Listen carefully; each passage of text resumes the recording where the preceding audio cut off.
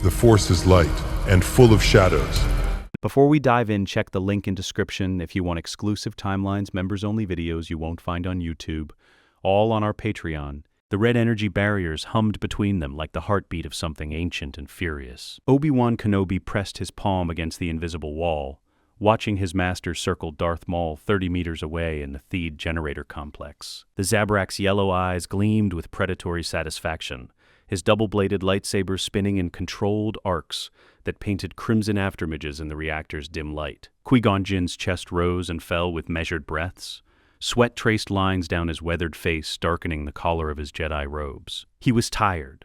The duel had raged for nearly 20 minutes across multiple levels of the power facility, and Qui-Gon was no longer the young Padawan who could maintain Form IV's acrobatic demands indefinitely. His knees ached, his shoulders burned, but his blue blade remained steady, angled in a defensive guard that had kept him alive this long.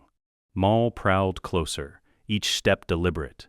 The Sith apprentice's lips curled into something that might have been a smile, but looked more like a snarl. His tattooed features seemed to writhe in the flickering light from the plasma streams flowing through transparent conduits beneath the platform. "Your Padawan cannot help you, Jedi," Maul said, his voice carrying the rough edge of Iridonia.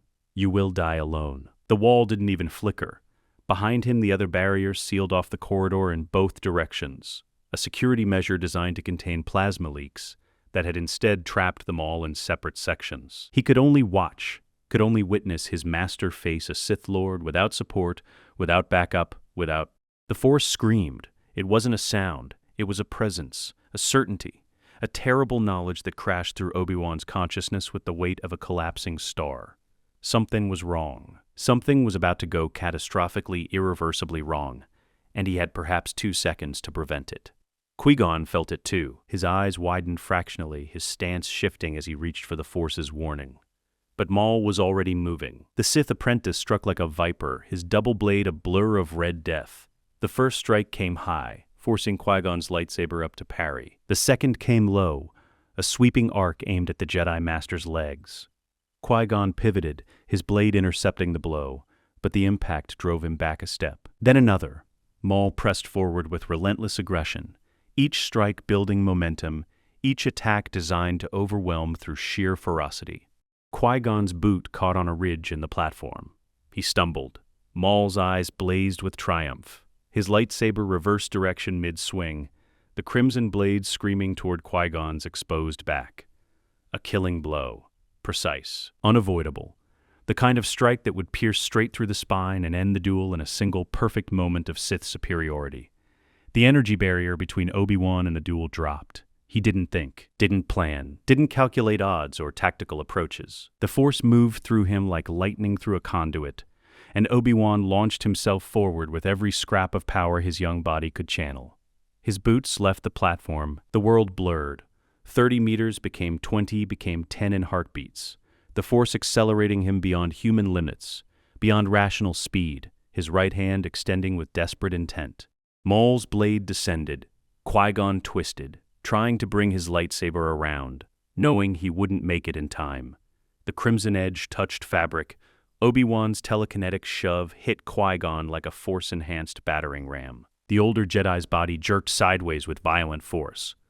Maul's lightsaber, already committed to its trajectory, sliced through empty air where Qui-Gon's torso had been a microsecond earlier. But the blade's edge still found flesh, not the spine, not the vital organs, but the left side of Qui-Gon's ribcage. The superheated plasma carved a burning line across muscle and bone, cauterizing even as it cut, the wound shallow by lightsaber standards but agonizing nonetheless. Qui-Gon crashed to the platform with a grunt of pain, his lightsaber skittering from his grip. His hand clutched at his side where blood should have poured but didn't. The saber's heat had sealed the wound even as it created it. His face went white. His breath came in short, sharp gasps. Maul spun toward Obi-Wan, confusion flickering across his tattooed features for the span of a heartbeat. He'd had the kill, had executed the perfect strike. How had the Jedi survived? Obi-Wan didn't give him time to understand. The young Jedi's roar shook the reactor chamber. It was a sound without words, without coherent thought, pure rage given voice, the fury of a Padawan watching his master nearly die transformed into something primal and unstoppable. His blue lightsaber ignited mid-leap, the blade humming with the resonance of a kyber crystal that had bonded to its wielder through years of training and meditation. Maul brought his double blade up to parry, but Obi-Wan's opening strike carried the weight of Force-enhanced strength behind it. The impact drove the Sith apprentice back 3 steps. Obi-Wan pressed forward, his technique abandoning the defensive philosophy of Soresu for something rawer, more aggressive. Form V, Gem So, the style he'd been studying in secret because he'd always known Soresu's patience might not be enough when someone he loved was in danger. Their blades met again and again, each clash sending sparks cascading across the platform. Maul's yellow eyes narrowed, his earlier confidence eroding as he recognized the shift in his opponent. This wasn't the cautious Padawan who'd been fighting defensively before. This was something else, something dangerous. Obi-Wan drove forward with relentless offense, a horizontal slash that Maul barely ducked, a vertical strike that shattered the Sith's guard and forced him to disengage with a force-augmented backflip, an overhead blow that cracked the platform's surface where Maul had stood a moment before. The Sith apprentice landed in a crouch near the edge of the melting pit, the circular chasm where reactor plasma flowed in brilliant, deadly currents far below. He snarled, his double blade spinning in defensive patterns, trying to find an opening in Obi-Wan's assault. He found none. Obi-Wan's boot caught Maul's wrist with a force-powered kick that sent the lightsaber flying from the Sith's grip. The weapon deactivated as it tumbled through the air, both blades dying mid-spin. Maul lunged forward, hands outstretched, trying to reclaim his weapon through the Force. Obi-Wan's lightsaber came down. The blade bisected Darth Maul at the waist. The Sith apprentice's eyes went wide, not with pain but with disbelief. His upper body toppled backward, falling toward the melting pit. His lower half crumpled where it stood. His mouth opened as if to speak, but no words emerged. Only a strangled sound that might have been rage or fear or the simple biological response to catastrophic trauma. Then he fell. The brilliant plasma stream swallowed him, and Darth Maul, apprentice to Darth Sidious, ceased to exist. Obi-Wan stood at the edge of the pit, his lightsaber still ignited, his chest heaving with exertion and adrenaline. For 3 seconds he didn't move. Couldn't move. The reality of what he'd just done crashed over him like a physical wave. He'd killed someone, ended a life, become the instrument of death regardless of how justified the action had been. Obi-Wan, Qui-Gon's voice, weak but steady, pulled him back from the edge of shock. Obi-Wan spun, deactivating his lightsaber as he dropped to his knees beside his master. Qui-Gon was sitting up now, his left hand still pressed to the wound on his ribs, his face drawn with pain but his eyes clear and focused. "Master, don't move. I need to." Obi-Wan's hands hovered over the injury, uncertain where to touch, how to help. Basic Jedi healing techniques flooded his memory from training sessions he'd only half paid attention to, because the theoretical nature of the lessons had made them seem distant and abstract. Not theoretical anymore. He placed his palms over Qui-Gon's hand, feeling the heat radiating from the cauterized wound beneath. The Force responded to his need, flowing through him in a way it never had before, warm, purposeful, directed. Golden light seeped from his hands, barely visible but present. He felt the tissue beneath his touch, the damaged muscle fibers, the scorched nerve endings. He couldn't heal it, didn't have the skill or training for true Force healing, but he could slow the damage, stabilize the injury, keep his master alive until proper medical attention arrived. Qui-Gon's breathing steadied. Some of the tension left his shoulders. His free hand came up to grip Obi-Wan's wrist, the touch gentle despite the strength in his fingers. "The boy," Qui-Gon whispered. "Anakin, where is—" "Still in the hangar with the Queen's forces." Obi-Wan didn't look away from the wound. Couldn't. "You're going to tell him yourself, Master. You're going to train him. You're not allowed to die. Do you understand me? You're not allowed." Qui-Gon's lips quirked into something that might have been a smile under better circumstances. "So commanding. You sound like a Jedi Master already." "I sound like someone who just watched his master nearly get killed by a Sith Lord." "Don't," Obi-Wan's voice cracked. "Don't ever scare me like that again." Boots on metal announced the arrival of Naboo security forces. Captain Panaka appeared first, his blaster rifle raised, his eyes scanning the chamber for threats. Behind him came a medical team with a repulsor stretcher, their white uniforms stark against the reactor complex's industrial gloom. "The Jedi need medical assistance," Panaka called back to his team. He approached carefully, weapons still ready, his gaze falling on the bisected lower half of Darth Maul's body. The Sith? Dead, Obi-Wan confirmed. His hands remained on Qui-Gon's wound, the Force still flowing through him in that steady golden current. My master needs a bacta tank. Immediately, they deployed the stretcher, loaded Qui-Gon onto it with gentle precision, and began the process of stabilizing him for transport.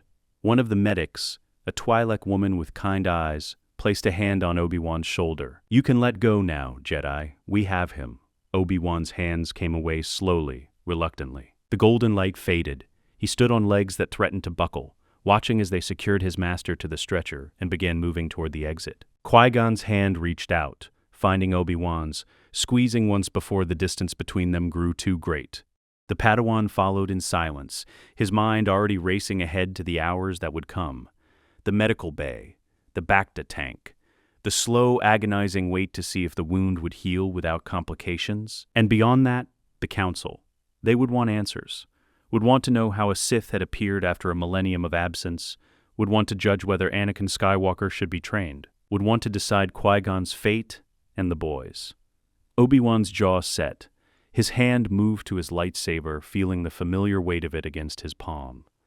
Let them try. Let the Council try to deny his master anything after what Qui-Gon had sacrificed, what he'd survived, what the Force had clearly preserved him to accomplish. Let them try.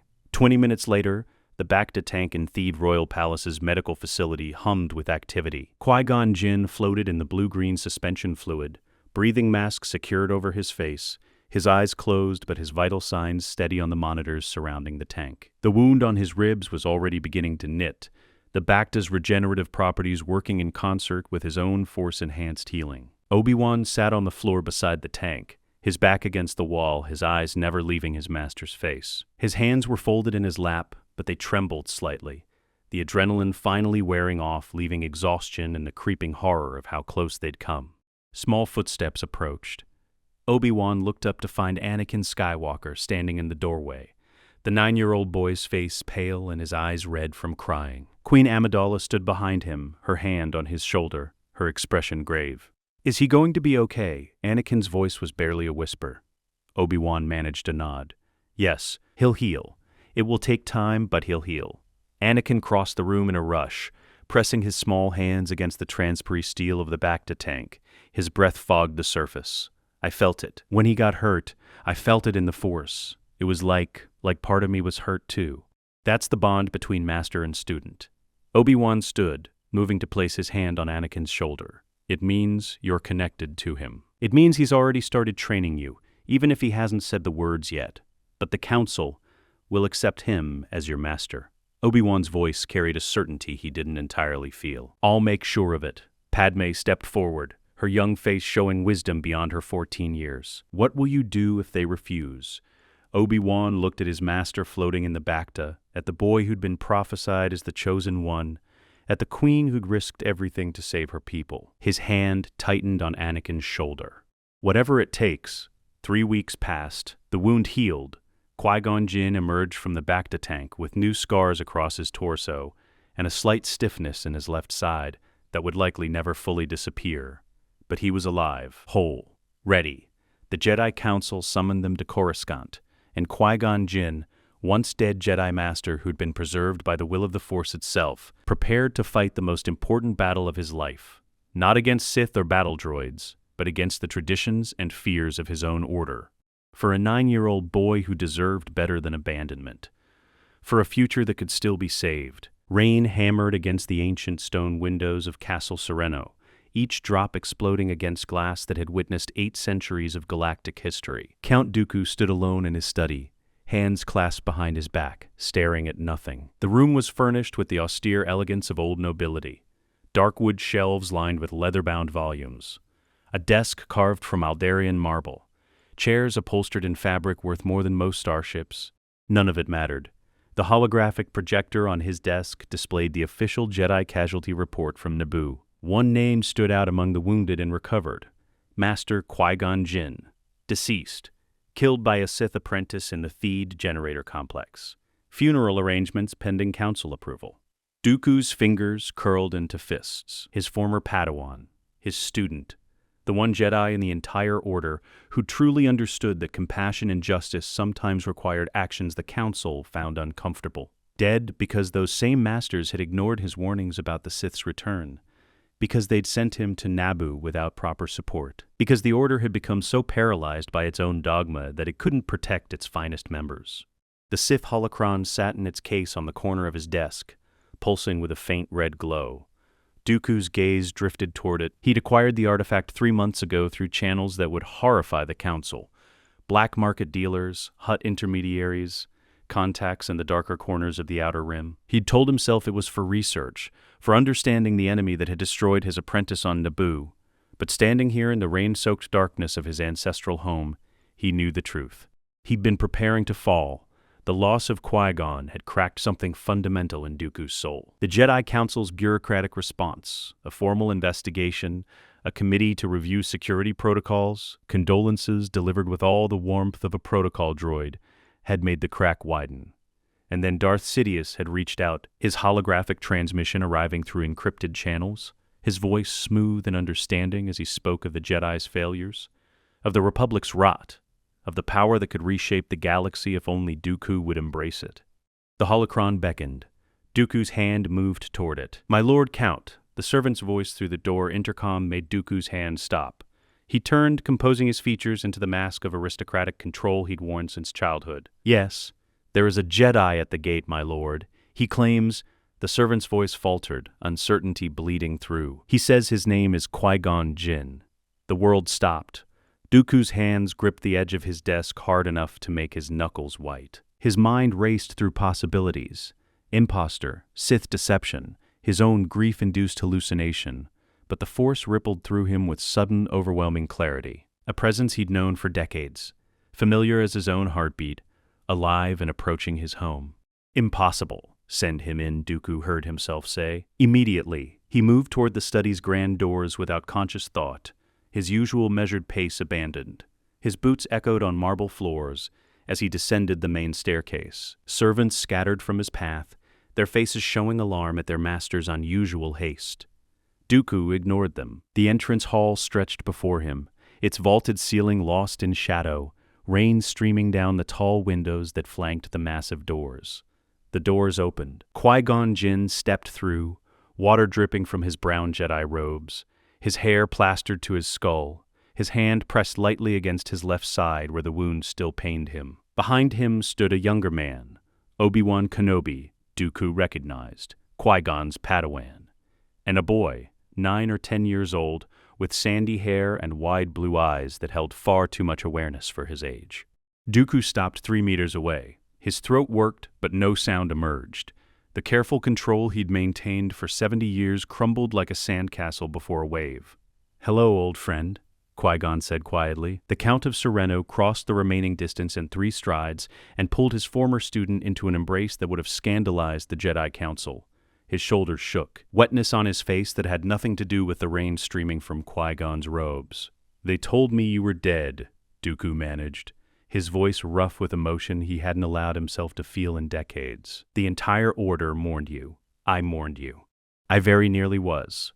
Qui-Gon's arms came around his old master, returning the embrace despite the obvious pain the movement caused. "But the Force wasn't done with me yet, or with him." Qui-Gon stepped back, gesturing to the boy. Anakin Skywalker shuffled forward, clearly uncertain of the protocol for meeting aristocratic former Jedi Masters. He settled for a small bow that was more awkward enthusiasm than proper form.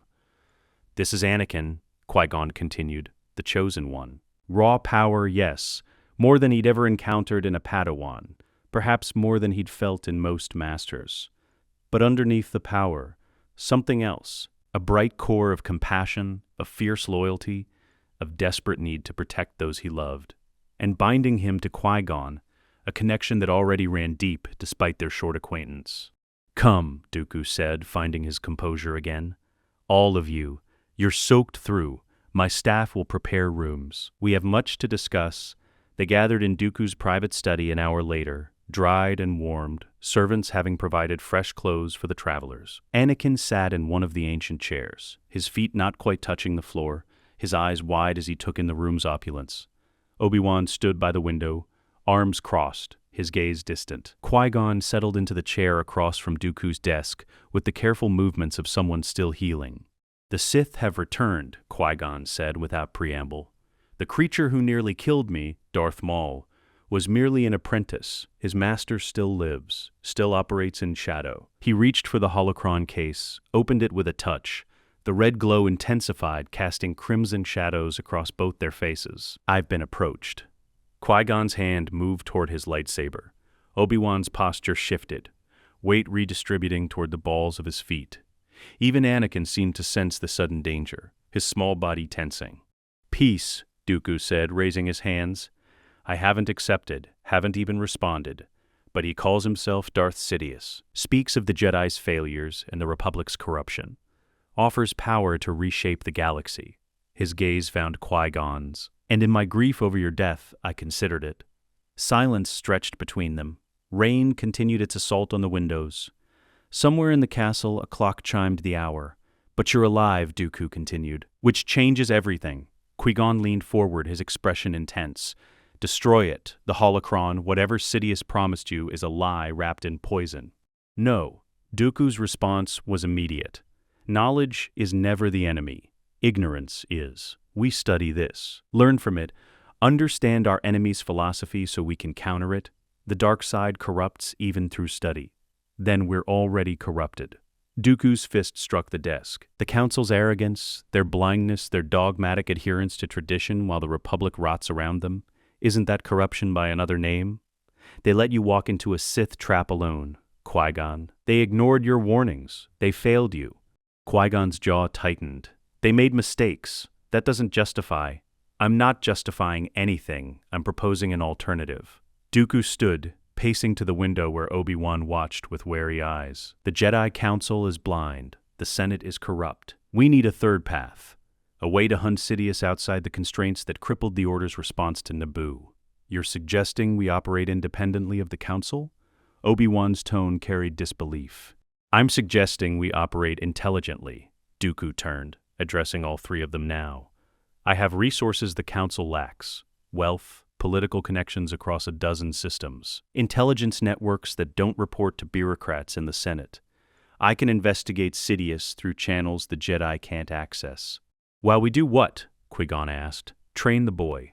Dooku's gaze fell on Anakin, who'd been following the conversation with an intensity unusual for a child his age. Far from Coruscant, far from Sidious's influence wherever he hides, the Chosen One will need instruction the Council's rigid curriculum can't provide.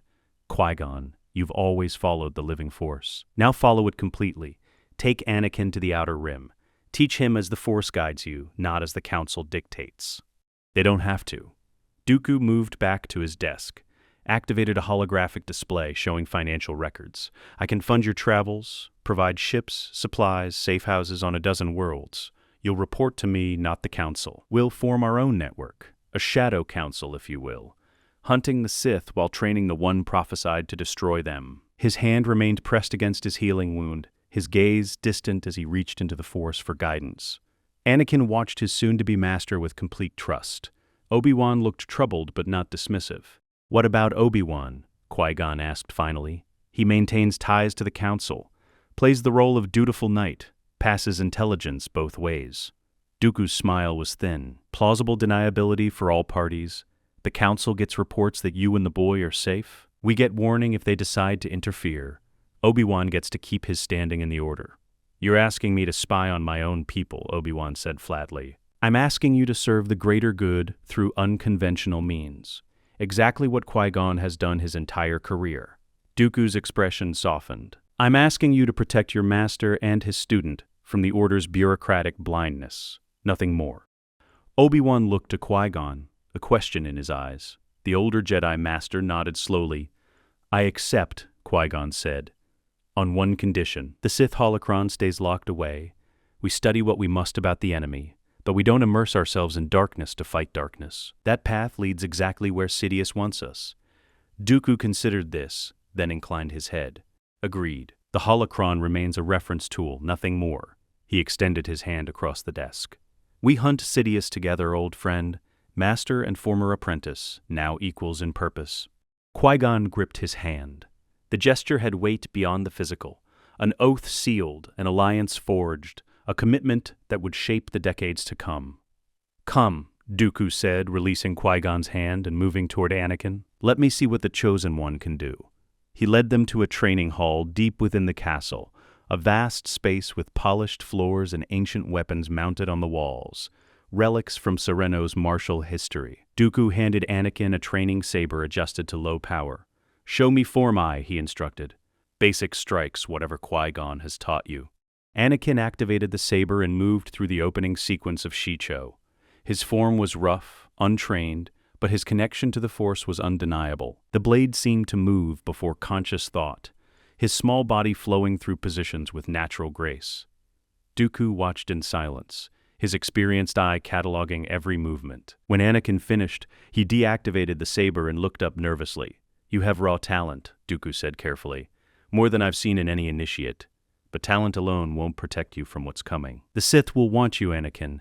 They'll see your power and seek to corrupt it. We must make you unbreakable." "I won't turn bad," Anakin said with a child's absolute certainty. "Qui-Gon's teaching me, and the Force, it feels good, like it's happy when I'm happy. Why would I want to make it angry?" Qui-Gon's hand settled on the boy's shoulder. "That's the living Force speaking through you. Hold on to that feeling. Let it guide everything you do." In that moment, understanding passed between them. The boy's natural connection to the light was his greatest protection, but also potentially his greatest vulnerability if someone found a way to twist it. They would need to nurture that connection while teaching him strength. Compassion paired with wisdom. Love without possession.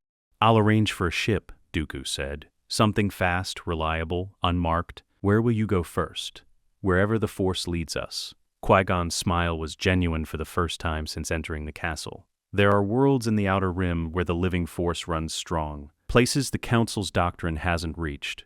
We'll learn together, Anakin and I. Learn what it means to be a Jedi without the weight of 10,000 years of tradition dictating every choice. And I'll hunt our shadow enemy," Dooku promised. "Sidious operates through intermediaries and proxies, but every transaction leaves traces. Every communication has a source. I'll find him, Qui-Gon, however long it takes." They departed Sereno the next morning, Qui-Gon's ship, a gift from Dooku's personal fleet, rising through the rain-washed sky. Dooku stood on his balcony, watching until the vessel disappeared into the clouds. His hand moved to his comm unit, canceling the next scheduled communication from Darth Sidious, without bothering to listen to whatever manipulation the Sith Lord had prepared. The dark path had been right there, within reach, requiring only a moment of weakness to begin the fall. But Qui-Gon's survival had changed everything. Had given Dooku something the Sith could never offer: hope. Purpose beyond personal power. A mission that served the light without bowing to the Council's increasingly rigid interpretation of what that service required. The Sith holocron sat in its vault, locked away but not destroyed. A tool, nothing more. Information to be studied and understood, but never embraced. Count Dooku returned to his study and began the real work, tracing financial networks, analyzing encrypted communications, searching for patterns that would reveal the identity of Darth Sidious. Somewhere in the Republic's vast bureaucracy, a Sith Lord hid in plain sight. Dooku would find him, would expose him, would give his former Padawan the intelligence needed to end the threat before it could fully manifest. The game had changed. The Shadow Council was born. And across the stars, a 9-year-old boy who would have fallen to darkness in another timeline was learning to embrace the light under the guidance of a master who should have died but didn't. The Force, it seemed, had other plans. 3 years of traveling the Outer Rim had transformed Anakin Skywalker from a frightened slave child into something remarkable. At 12 years old, he stood on a moon whose name he'd already forgotten, his blue training saber humming as he faced Qui-Gon across a circle of trampled grass. The older Jedi Master moved with the fluid grace of Form 4, his blade weaving patterns that seemed to exist in multiple places simultaneously. Anakin matched him. Not perfectly, his technique still held rough edges, moments where raw power substituted for refined skill. But he matched him. His feet found purchase on uneven ground without conscious thought. His blade intercepted strikes that came from angles his eyes couldn't track. The Force flowed through him like water through a riverbed, natural and unrestricted. Qui-Gon's saber stopped a hand's width from Anakin's throat. "Good. You're learning to trust the Force's guidance instead of overthinking each movement. It helps that you're not trying to actually kill me," Anakin said, deactivating his training saber with a grin. Don't be so certain. Qui-Gon's expression remained serious, but his eyes held warmth. The living force shows us threats before our conscious minds register them, but only if we're listening. Feel the grass beneath your feet, the wind on your skin, the insects in the trees. All of it is alive. All of it speaks. Anakin closed his eyes and extended his awareness. The moon's ecosystem revealed itself in layers, small creatures burrowing beneath the soil, winged things roosting in branches overhead, a predator stalking something half a kilometer distant. Each life was a point of light in the Force's vast tapestry, connected to every other point through invisible threads. Something tugged at one of those threads, a discordant note in the symphony, faint but persistent. Anakin's eyes snapped open. Master, do you feel that? His scarred hand, the one that still ached when storms approached, a permanent reminder of Naboo, pressed against his chest. Yes, a disturbance. Someone in pain, someone young. Where? Far from here. Qui-Gon's eyes remained closed, following the thread through the Force across impossible distances. Sheely, the Togruta homeworld. We must go there. Why? What's on Sheely? Someone who needs us.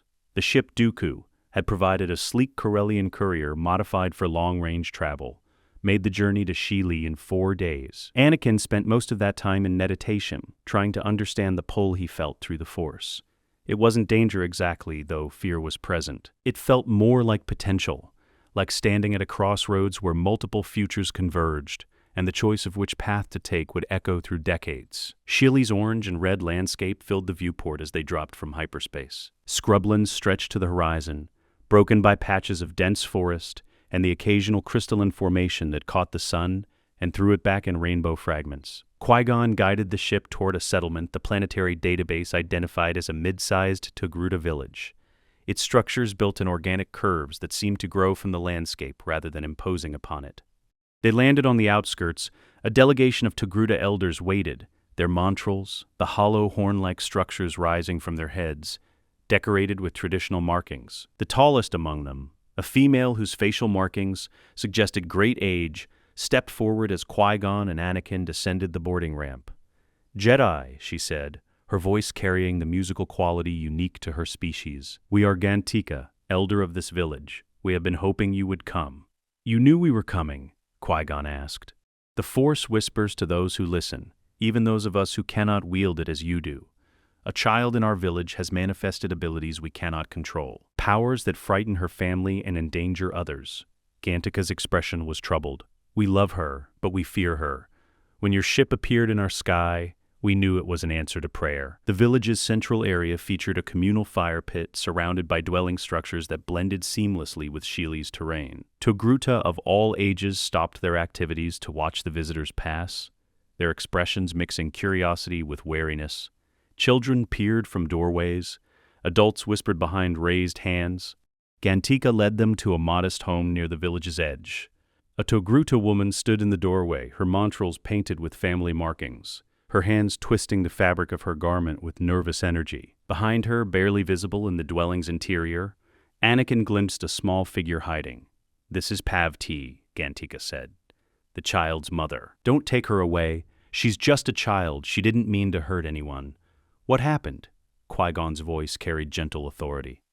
3 days ago, during the naming ceremony for her cousin's infant, my daughter, Ahsoka, she became excited, wanted to hold the baby. But an elder said no, that she was too young, too reckless.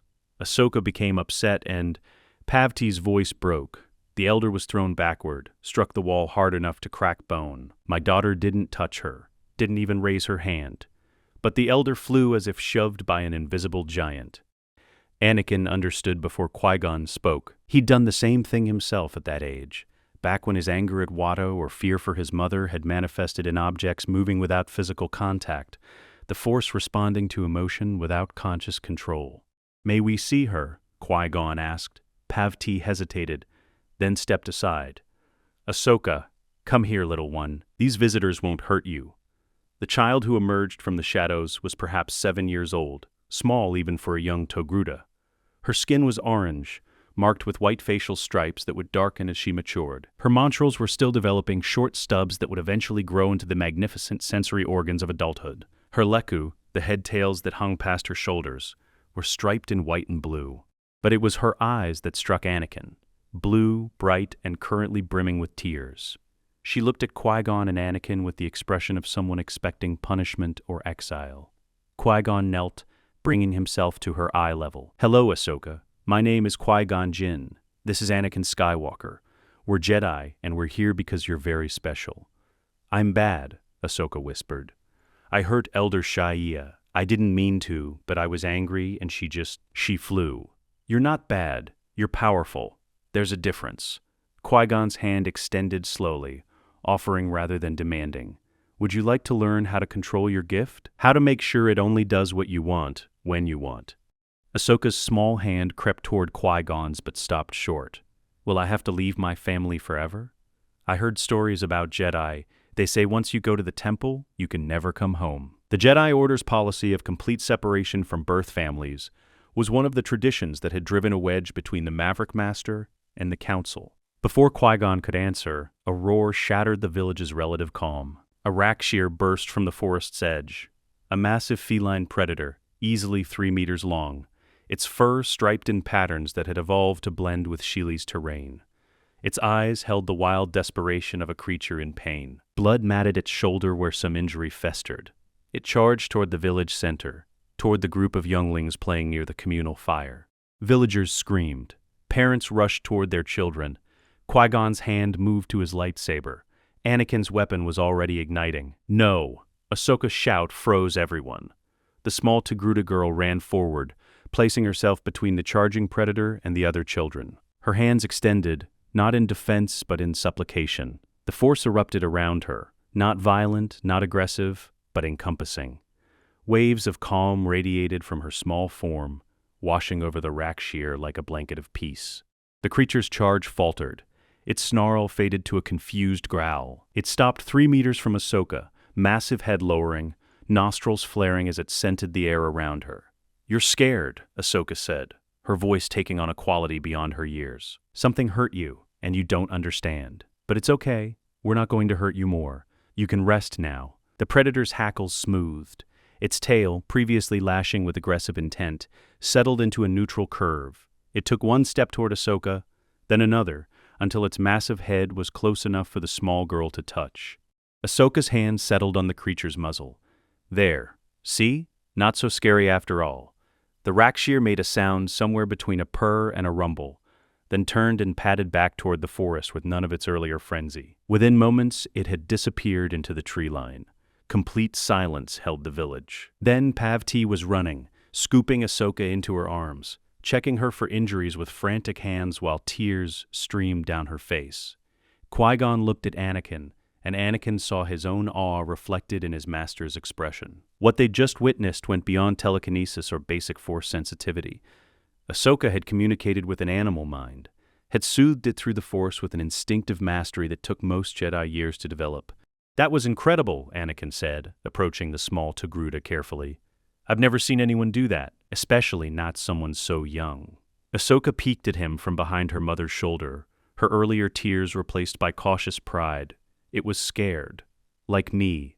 I felt what it felt and showed it what being not scared feels like. "Force empathy," Qui-Gon murmured. "Rare, especially at such an untrained level." He addressed Pav-T and the gathering crowd of villagers. "Your daughter has a gift that extends beyond what most Jedi possess. She can connect with living minds, understand their emotions, even influence them. But without training, without understanding, that gift could become dangerous." Gantika stepped forward, her expression grave. "What do you propose, Jedi, to teach her to control and develop her abilities?" Qui-Gon paused, meeting Pav-T's eyes. "But not the way the Jedi Temple would demand. She won't be cut off from her family. She'll visit. We'll honor her Togruta heritage. She'll have a new family, myself and Anakin, but she won't lose the one she was born into. And if we refuse, then we leave and hope that her power doesn't manifest in a way that brings her harm." Qui-Gon's tone was gentle but honest. But there are others who search for force-sensitive children, others who would not ask permission or promise visits, others who would use her gift for purposes that would break your heart. Anakin understood the implication. Somewhere in the galaxy, Darth Sidious hunted for potential apprentices and tools. A child with Ahsoka's natural talent would be a prize worth any effort to acquire. An older Togruta male, Ahsoka's father, Anakin guessed from the similar facial markings, emerged from the crowd. "What do you think, little star? Do you want to learn from the Jedi?" Ahsoka looked between her parents, Qui-Gon and Anakin. Her gaze lingered on Anakin, studying his face with the intense focus children brought to important decisions. "Will it hurt, the learning?" "Sometimes," Anakin admitted. "Training can be hard, but Master Qui-Gon is patient, and I'll help you. I'll teach you everything he taught me. You'll never be alone." "Promise?" Anakin extended his hand, mimicking the gesture Qui-Gon had used minutes before. "I promise. You'll be like my little sister, and I protect my family." Ahsoka's small hand found his. Her grip was surprisingly strong for someone so young. "Okay, I'll go. But I want to come back sometimes, to see Mama and Papa." "You will," Qui-Gon assured her. "This I promise as both Jedi and Guardian." Gantika performed a traditional blessing ritual as the sun began setting over Sheely's scrublands. She painted ceremonial marks on Ahsoka's developing mantrals using pigment made from sacred plants, each stroke accompanied by words in the Togruta language that spoke of journey and return, of growth and remembrance. Pavti and her husband, Nakil, Anakin learned, stood close, their hands on their daughter's shoulders, as the ritual bound their family to the Jedi in ways that transcended simple permission. "You are still our daughter," Pavti said, kneeling before Ahsoka. "You will always be our daughter, but now you have a larger family. Honor them as you honor us." "I will, Mama." Ahsoka's voice was small but determined. Nakil pressed a carved Tuca doll into her hands. "Your grandmother made this for you when you were born. Keep it. Remember where you come from." Relatives emerged from various dwellings, each offering small gifts or words of encouragement. Ahsoka received the attention with the bewildered grace of a child who'd expected exile but found blessing instead. When they finally boarded the ship, Ahsoka sat between Qui-Gon and Anakin in the cockpit, her Tuca doll clutched to her chest, her eyes wide as they lifted off from Sheely's surface. She pressed her face to the viewport, watching her village shrink to a collection of dots, then disappear entirely as they climbed toward orbit. "Will you really teach me?" she asked Anakin, her voice barely audible over the engine hum. "Everything I know," Anakin promised, which admittedly isn't as much as Master Qui-Gon, but I'm pretty good with a lightsaber. "What's a lightsaber?" Anakin laughed and pulled his training saber from his belt, activating it at low power. The blue blade cast shadows across Ahsoka's delighted face. "This. When you're ready, Master Qui-Gon will help you build your own." "Can it be any color?" "Mine will probably be blue, like the training saber. Master Qui-Gon's is green." Qui-Gon watched them from the pilot's seat, his hands steady on the controls as he plotted the jump to hyperspace. The Force sang around the three of them, master, apprentice, and now a second student whose presence completed something he hadn't known was incomplete. In another timeline, Ahsoka Tano would have been found by Plo Koon and trained in the temple's traditional methods, would have become Anakin's Padawan during the Clone Wars, would have watched her master fall and barely escaped with her life. But this timeline had diverged the moment Obi-Wan's desperate shove had saved Qui-Gon's life. Now Ahsoka would grow up not as a formal Padawan assigned by council decree, but as the younger sister of the Chosen One, learning balance and compassion from a master who understood that love was strength, not weakness. "Where are we going?" Ahsoka asked. Anakin looked to Qui-Gon, who smiled. "That's an excellent question. Anakin, what do you think? Where should we take our new family member first?" Anakin considered carefully. 3 years of travel had taught him dozens of worlds, but one kept rising in his mind, a place he'd been avoiding, a wound he hadn't let fully heal. "Tatooine," he said quietly. "I want Ahsoka to meet my mother, and I think it's time to free her. The Council isn't here.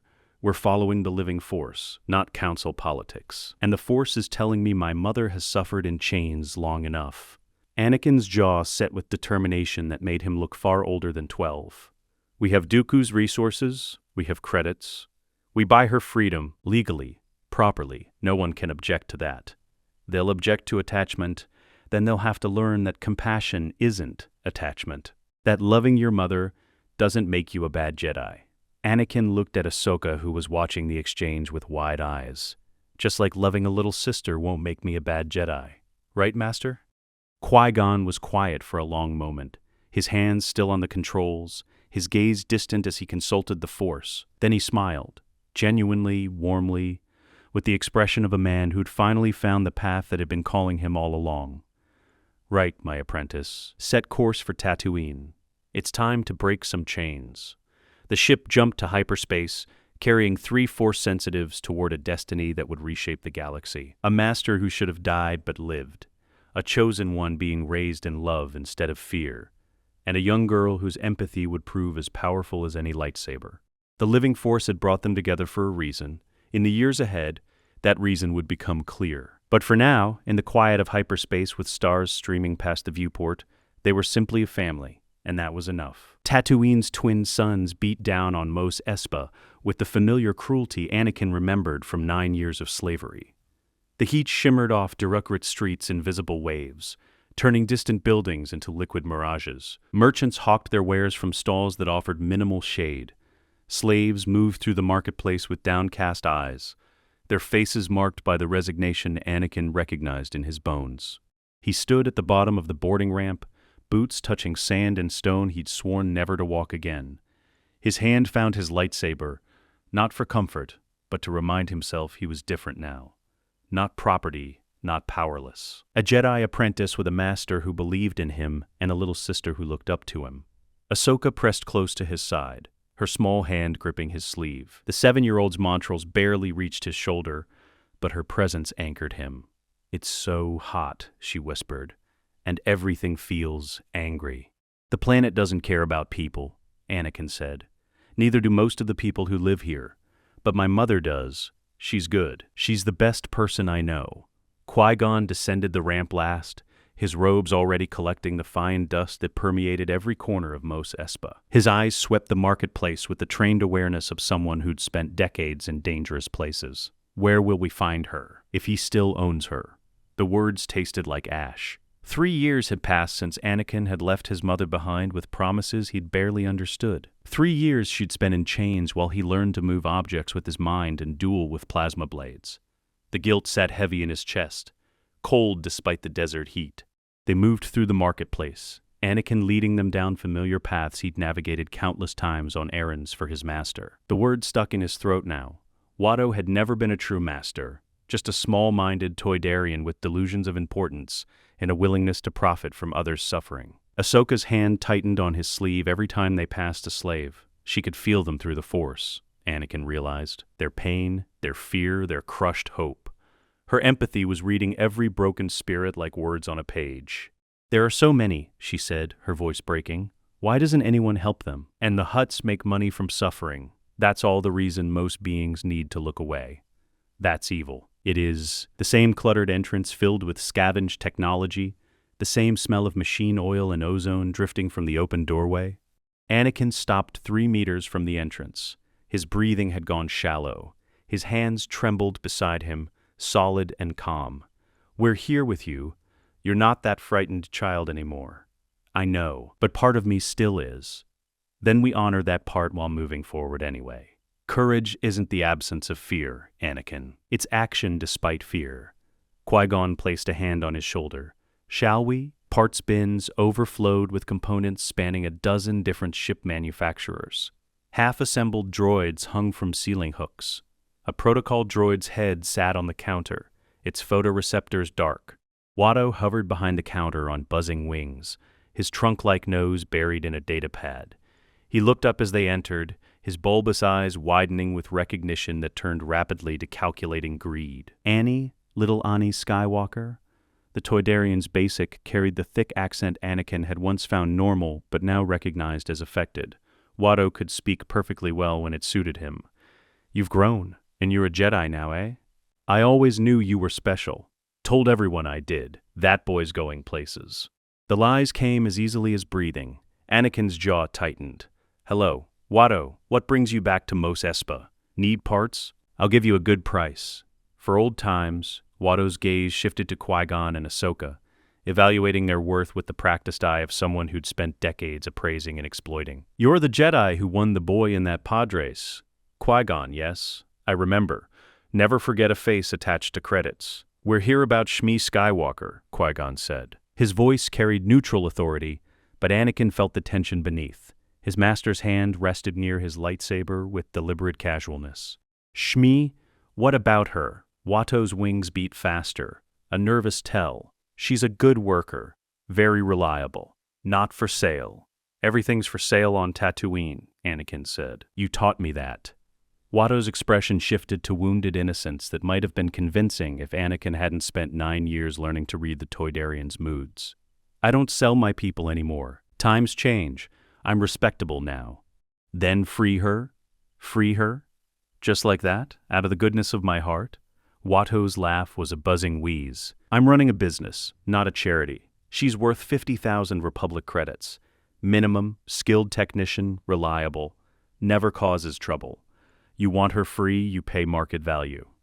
50,000. More than Anakin would see in a lifetime of honest work. More than most people on Tatooine earned in a decade.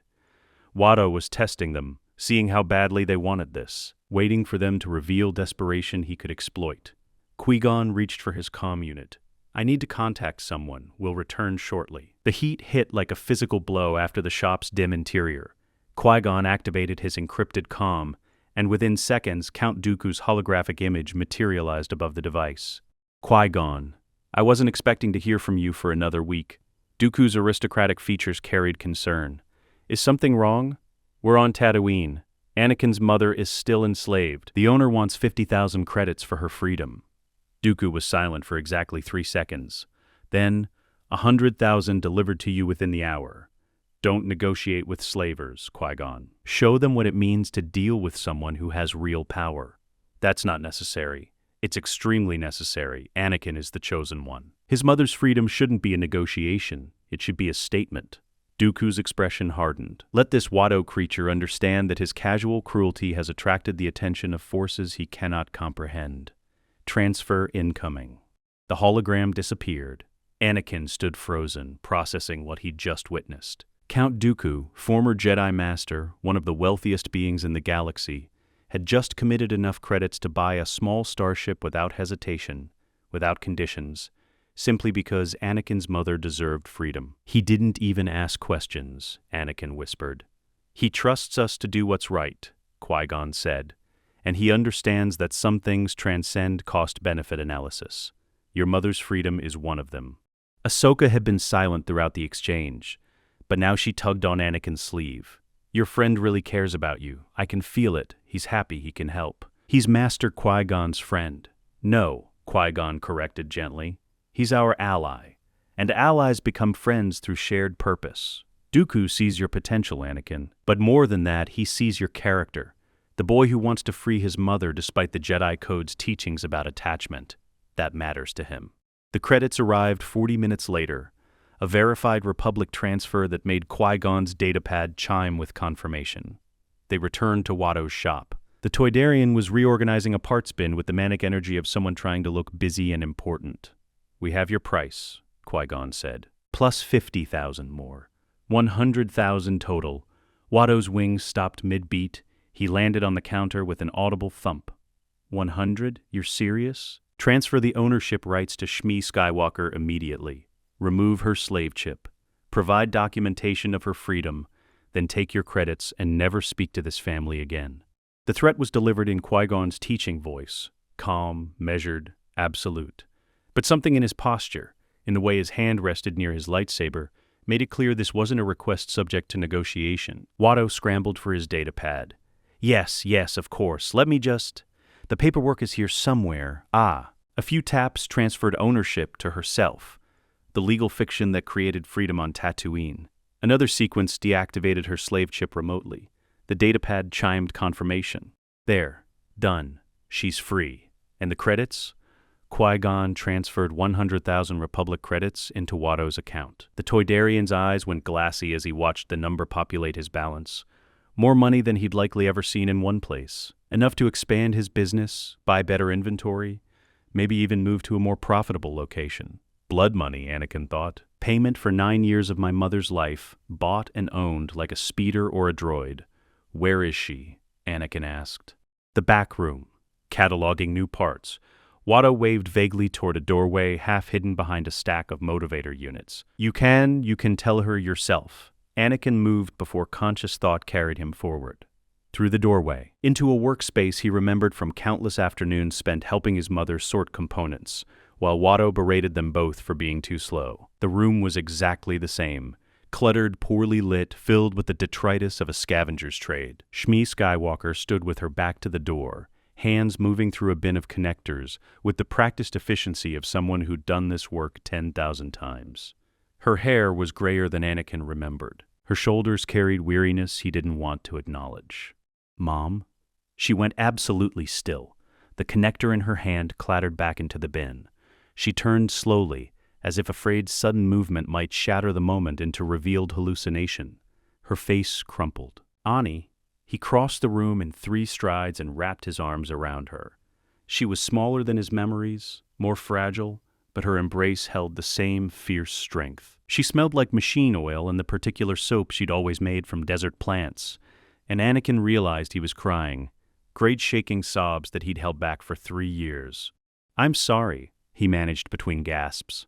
"I'm sorry I left you. I'm sorry I didn't come back sooner. I'm sorry." "You have nothing to apologize for." Her hand stroked his hair, and despite everything, the years, the distance, the fundamental change in who he was, Anakin felt 9 years old again, safe, loved. "You're free," he said. "We bought your freedom. You don't belong to Watto anymore. You don't belong to anyone." Shmi pulled back far enough to study his face. Her eyes searched his features, cataloging changes, finding traces of the boy she'd raised within the young man he'd become. "Free?" Qui-Gon appeared in the doorway, Ahsoka half hidden behind his robes. "The ownership transfer is complete. The slave chip has been deactivated. We'll have it removed properly as soon as we reach the ship's medical bay." "I don't understand. How did you—" "We had help from a friend," Anakin said. "Someone with enough credits that 50,000 seemed like pocket change. He said your freedom was worth any price." "I don't know what to say." "Say you'll come with us," Anakin urged. "Leave Tatooine, see the galaxy, be free.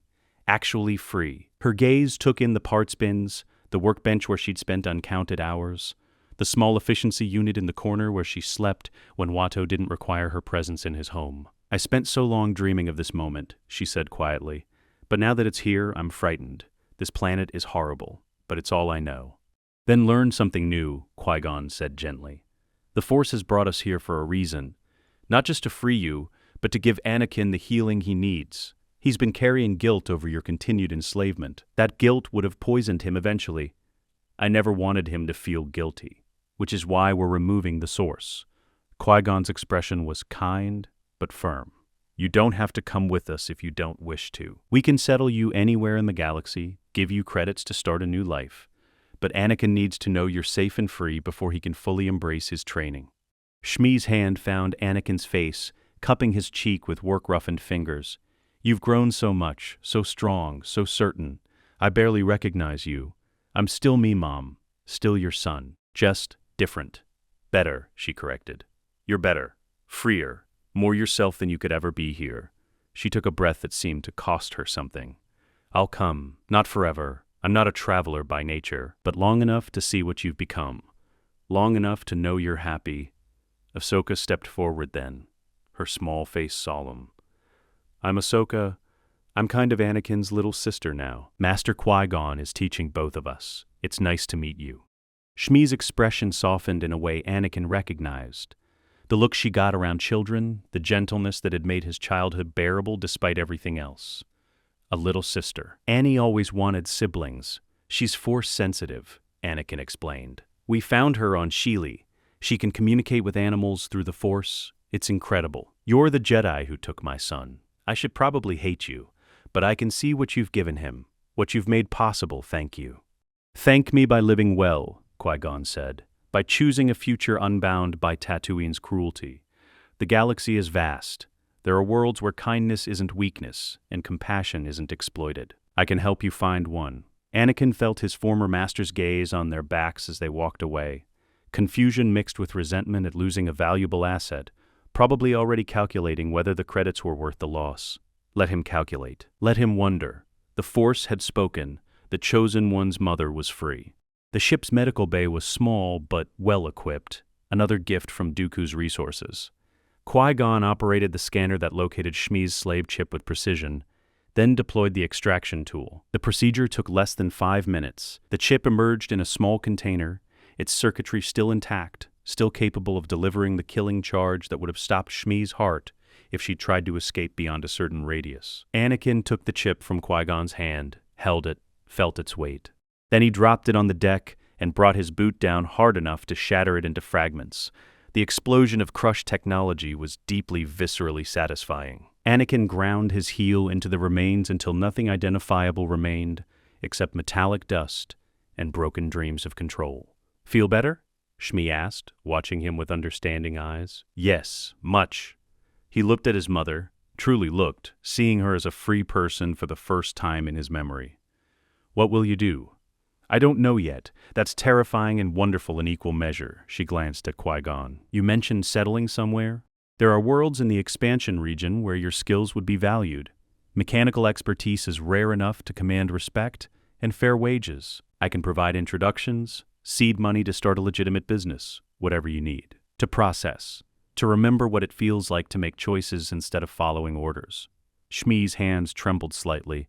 "Is that selfish?" "It's human," Qui-Gon assured her. "Take all the time you need. We're not in a hurry." Ahsoka had been watching the exchange with quiet intensity. Now she approached Shmi, her small hand extending with the same gesture Qui-Gon and Anakin had both used when meeting her. "I'm glad you're free. Anakin was sad about you. I could feel it. He's not sad anymore." Shmi took the offered hand. "Thank you, little one. I'm glad he has a sister now, someone to keep him humble. He's pretty proud of his lightsaber skills, but I'll work on it." Anakin laughed, genuinely laughed in a way he hadn't since leaving Tatooine 3 years ago. The sound filled the medical bay, rich and unforced, and Qui-Gon felt the Force settle around them like a benediction. This was right. This was healing. This was the living Force made manifest in the simple act of a family reuniting. They departed Tatooine 6 hours later, the planet's twin suns setting behind them as the ship climbed toward orbit. Shmi watched from a viewport, her expression unreadable as the desert world that had owned her for decades shrank to a brown sphere against black space. "No regrets?" Anakin asked, standing beside her. "One," she said, "that I didn't do this sooner. But that's past. I'm choosing to look forward now." The stars stretched into lines, and in the cargo bay, surrounded by broken chains and the ashes of slavery's hold, a family began the work of healing. Anakin Skywalker moved through the training sequence with fluid precision, his blue lightsaber humming as it traced patterns Obi-Wan Kenobi struggled to counter. At 19, he'd grown into his frame, tall, broad-shouldered, his movements carrying the controlled power of someone completely comfortable in his own skin. His dark blonde hair was longer now, pulled back in a style that somehow managed to look both practical and deliberately casual. Obi-Wan lunged forward with a Form 3 riposte, the defensive technique designed to create opening through patience. Anakin's blade met the strike and redirected it with minimal effort, his own counterattack coming from an angle that forced the older Jedi to disengage entirely. "Yield," Anakin said, his lightsaber point hovering a precise 5 centimeters from Obi-Wan's throat. Obi-Wan deactivated his weapon and raised his hands in mock surrender. "When did you get so insufferably good at this?" "When Master Qui-Gon stopped letting me rely on raw power and made me actually think about what I was doing." Anakin stepped back, deactivating his own blade. "Also, when you started teaching me Soresu's weaknesses, I taught you its strengths." They stood in one of Naboo's training courtyards, the midday sun filtering through vine-covered pergolas that provided dappled shade. 7 years had passed since Qui-Gon's survival had changed everything. 7 years of training across dozens of worlds, learning the living Force through direct experience rather than temple lectures. 7 years of becoming something the Jedi Council didn't quite know how to classify. Ahsoka Tano watched from a stone bench at the courtyard's edge, her teenage features showing the focus of someone cataloging every movement for later analysis. At 14, she'd grown into her montrals, which now rose a hand's width above her skull, and granted her the spatial awareness unique to mature Togruta. Her lekku hung past her shoulders, striped in deeper blue than her childhood markings. She wore simple training clothes rather than traditional Jedi robes, another of Qui-Gon's many departures from orthodox practice. "You're dropping your left shoulder before the strike," she called to Obi-Wan. "That's why Anakin keeps exploiting that side." "I'm so grateful for the observations of a 14-year-old. 15 next month," Ahsoka corrected. "And you're welcome, Master Kenobi." Qui-Gon emerged from the courtyard's entrance, moving with the careful deliberateness of someone whose body had healed, but remembered trauma. The scar across his ribs still showed when he practiced shirtless, a pale line against tanned skin. He claimed the old wound ached before storms. Anakin suspected it ached more often than his master admitted. Qui-Gon, Obi-Wan's expression shifted to genuine warmth. I didn't expect you until this evening. Apparently arguing about trade routes requires less posturing when everyone's hungry for lunch. Qui-Gon's tone carried the dry humor Anakin associated with his master's opinion of Republic politics. How goes the training? Your apprentice continues to demonstrate why prophecies about chosen ones might actually mean something, Obi-Wan said. He's better than me now. Better than most knights I know. Possibly better than some masters. He's had good teachers. Qui-Gon's gaze found Anakin. But technique alone doesn't make a Jedi. How's your center? Anakin checked his internal state the way Qui-Gon had taught him, not suppressing emotion but acknowledging it without being controlled by it. Clear, focused, happy is good. The Force flows more freely through joy than through rigid discipline. Ahsoka hopped down from the bench and crossed to Anakin's side. Are we doing anything interesting today or just more drills? Drills are interesting, Qui-Gon said mildly. They're the foundation of everything I know. Ahsoka's eye roll was affectionate rather than disrespectful. But maybe we could do interesting drills, like the time you had us training while balancing on those floating platforms over the waterfall? That was Anakin's idea, and you nearly fell to your death twice. Nearly doesn't count. Anakin ruffled her montral, earning a swat at his hand. Their sibling dynamic had solidified over the years into something that transcended formal master-Padawan relationships. He was her teacher, yes, but also her protector, her friend, her annoying older brother who never let her get away with sloppy technique or half-hearted meditation. Actually, Qui-Gon said, his expression turning serious, I wanted to discuss something, all of you. Inside, they moved to the villa's central chamber, where Naboo's queen had granted Qui-Gon permanent residence after his role in saving the planet. The room was furnished with comfortable simplicity, chairs arranged in a circle rather than hierarchical positions, windows open to gardens that hummed with insect life. Chancellor Palpatine requested another audience with Anakin, Qui-Gon said without preamble. Anakin's jaw tightened. What did you tell him? The same thing I've told him for the past 5 years. That you're busy with training and appreciate his interest but must respectfully decline. He's persistent, Obi-Wan observed. Most politicians would have given up after the third refusal. Most politicians aren't concealing something. Qui-Gon settled into a chair, his fingers steepled in thought. Count Dooku and I have been tracking Palpatine's activities for years. His rise to power has been unusually smooth. Opposition to his policies tends to disappear through convenient scandals or untimely accidents. His closest advisors rotate frequently, and his interest in Force-sensitive children goes beyond normal senatorial curiosity. You think he's Sidious, Anakin said flatly. I think he might be. Dooku's investigations suggest Palpatine has financial connections to both Republic and Separatist military contractors.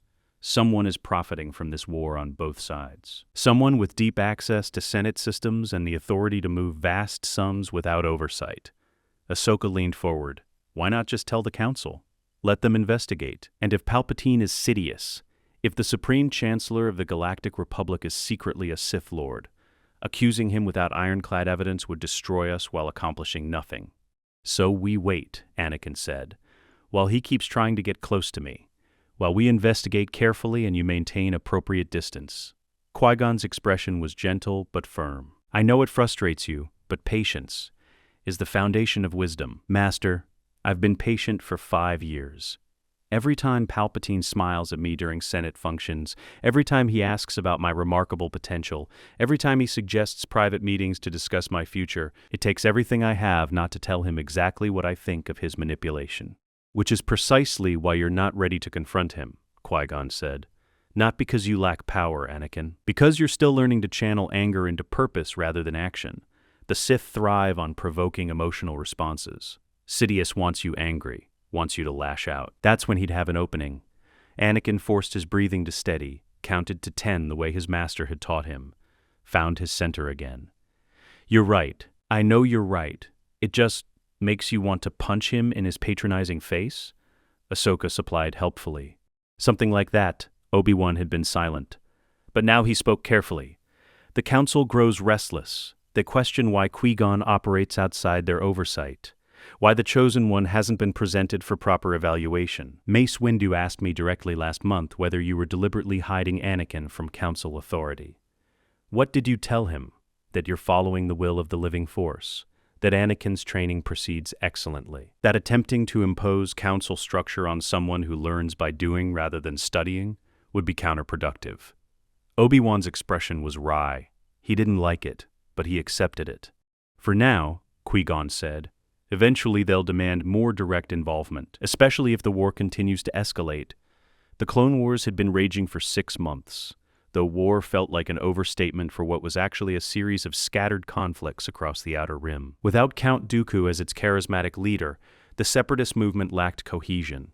General Grievous provided military coordination, but he was a monster, not a politician. The droid armies still fought, Republic clone forces still deployed, beings still died, but the ideological fire that would have made it a true galactic civil war never fully ignited. Dooku thinks Palpatine engineered the war to gain emergency powers, Qui-Gon continued. Every battle, every crisis, gives the Chancellor more authority, more control, more ability to shape the Republic according to his vision. While we train on Naboo and wait for proof, Anakin said, doesn't that make us complicit? There's a difference between patience and cowardice, just as there's a difference between action and recklessness. Qui-Gon stood, moving to the window where gardens stretched toward distant lakes. You're 19 years old, Anakin, powerful beyond your years, yes, skilled certainly, but you're not ready to face a Sith Lord who's successfully hidden his true nature for decades. None of us are, not yet. Then when? When we have proof, when we can expose him without giving him martyrdom or escape routes. When? Qui-Gon stopped, his expression shifting. Someone's coming. Someone you know. Anakin reached into the Force and felt her before he saw her. Padme Amidala, approaching through the gardens with purposeful steps. His heart did something complicated in his chest, a sensation he'd been trying to ignore for the past year, ever since he'd realized his childhood admiration had transformed into something far more dangerous. She appeared at the entrance, her senator's robes abandoned for simple travel clothes that made her look younger than 24. Her hair was down, dark waves spilling past her shoulders. Her expression carried determination mixed with something that might have been nervousness. Anakin, she said, we need to talk, alone. Obi-Wan suddenly found the ceiling fascinating. Ahsoka grinned with the particular delight teenagers brought to watching adults navigate romantic complications.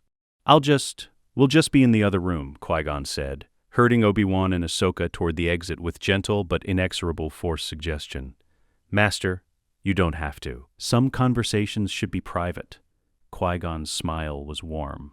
Trust yourself, Anakin, and trust the Force. Anakin stood alone with Padme Amidala, the woman who'd occupied his thoughts far too often for someone supposedly training to be a detached Jedi. I've been in love with you for 3 years, Padme said without preamble. I can't keep pretending otherwise. I can't keep having professional conversations when what I actually want is to know if you feel the same way. The world stopped. Anakin's carefully constructed composure crumbled. I know the Jedi Code forbids attachment. I know this could destroy your training, but I can't be silent anymore. I need to know, Anakin. Do you love me? Every reason this was a terrible idea flooded his mind. The code, the council, the complications, the risk, the absolute certainty that this would make everything more difficult. Yes, he said, more than anything. Padme crossed the room in 3 steps and kissed him.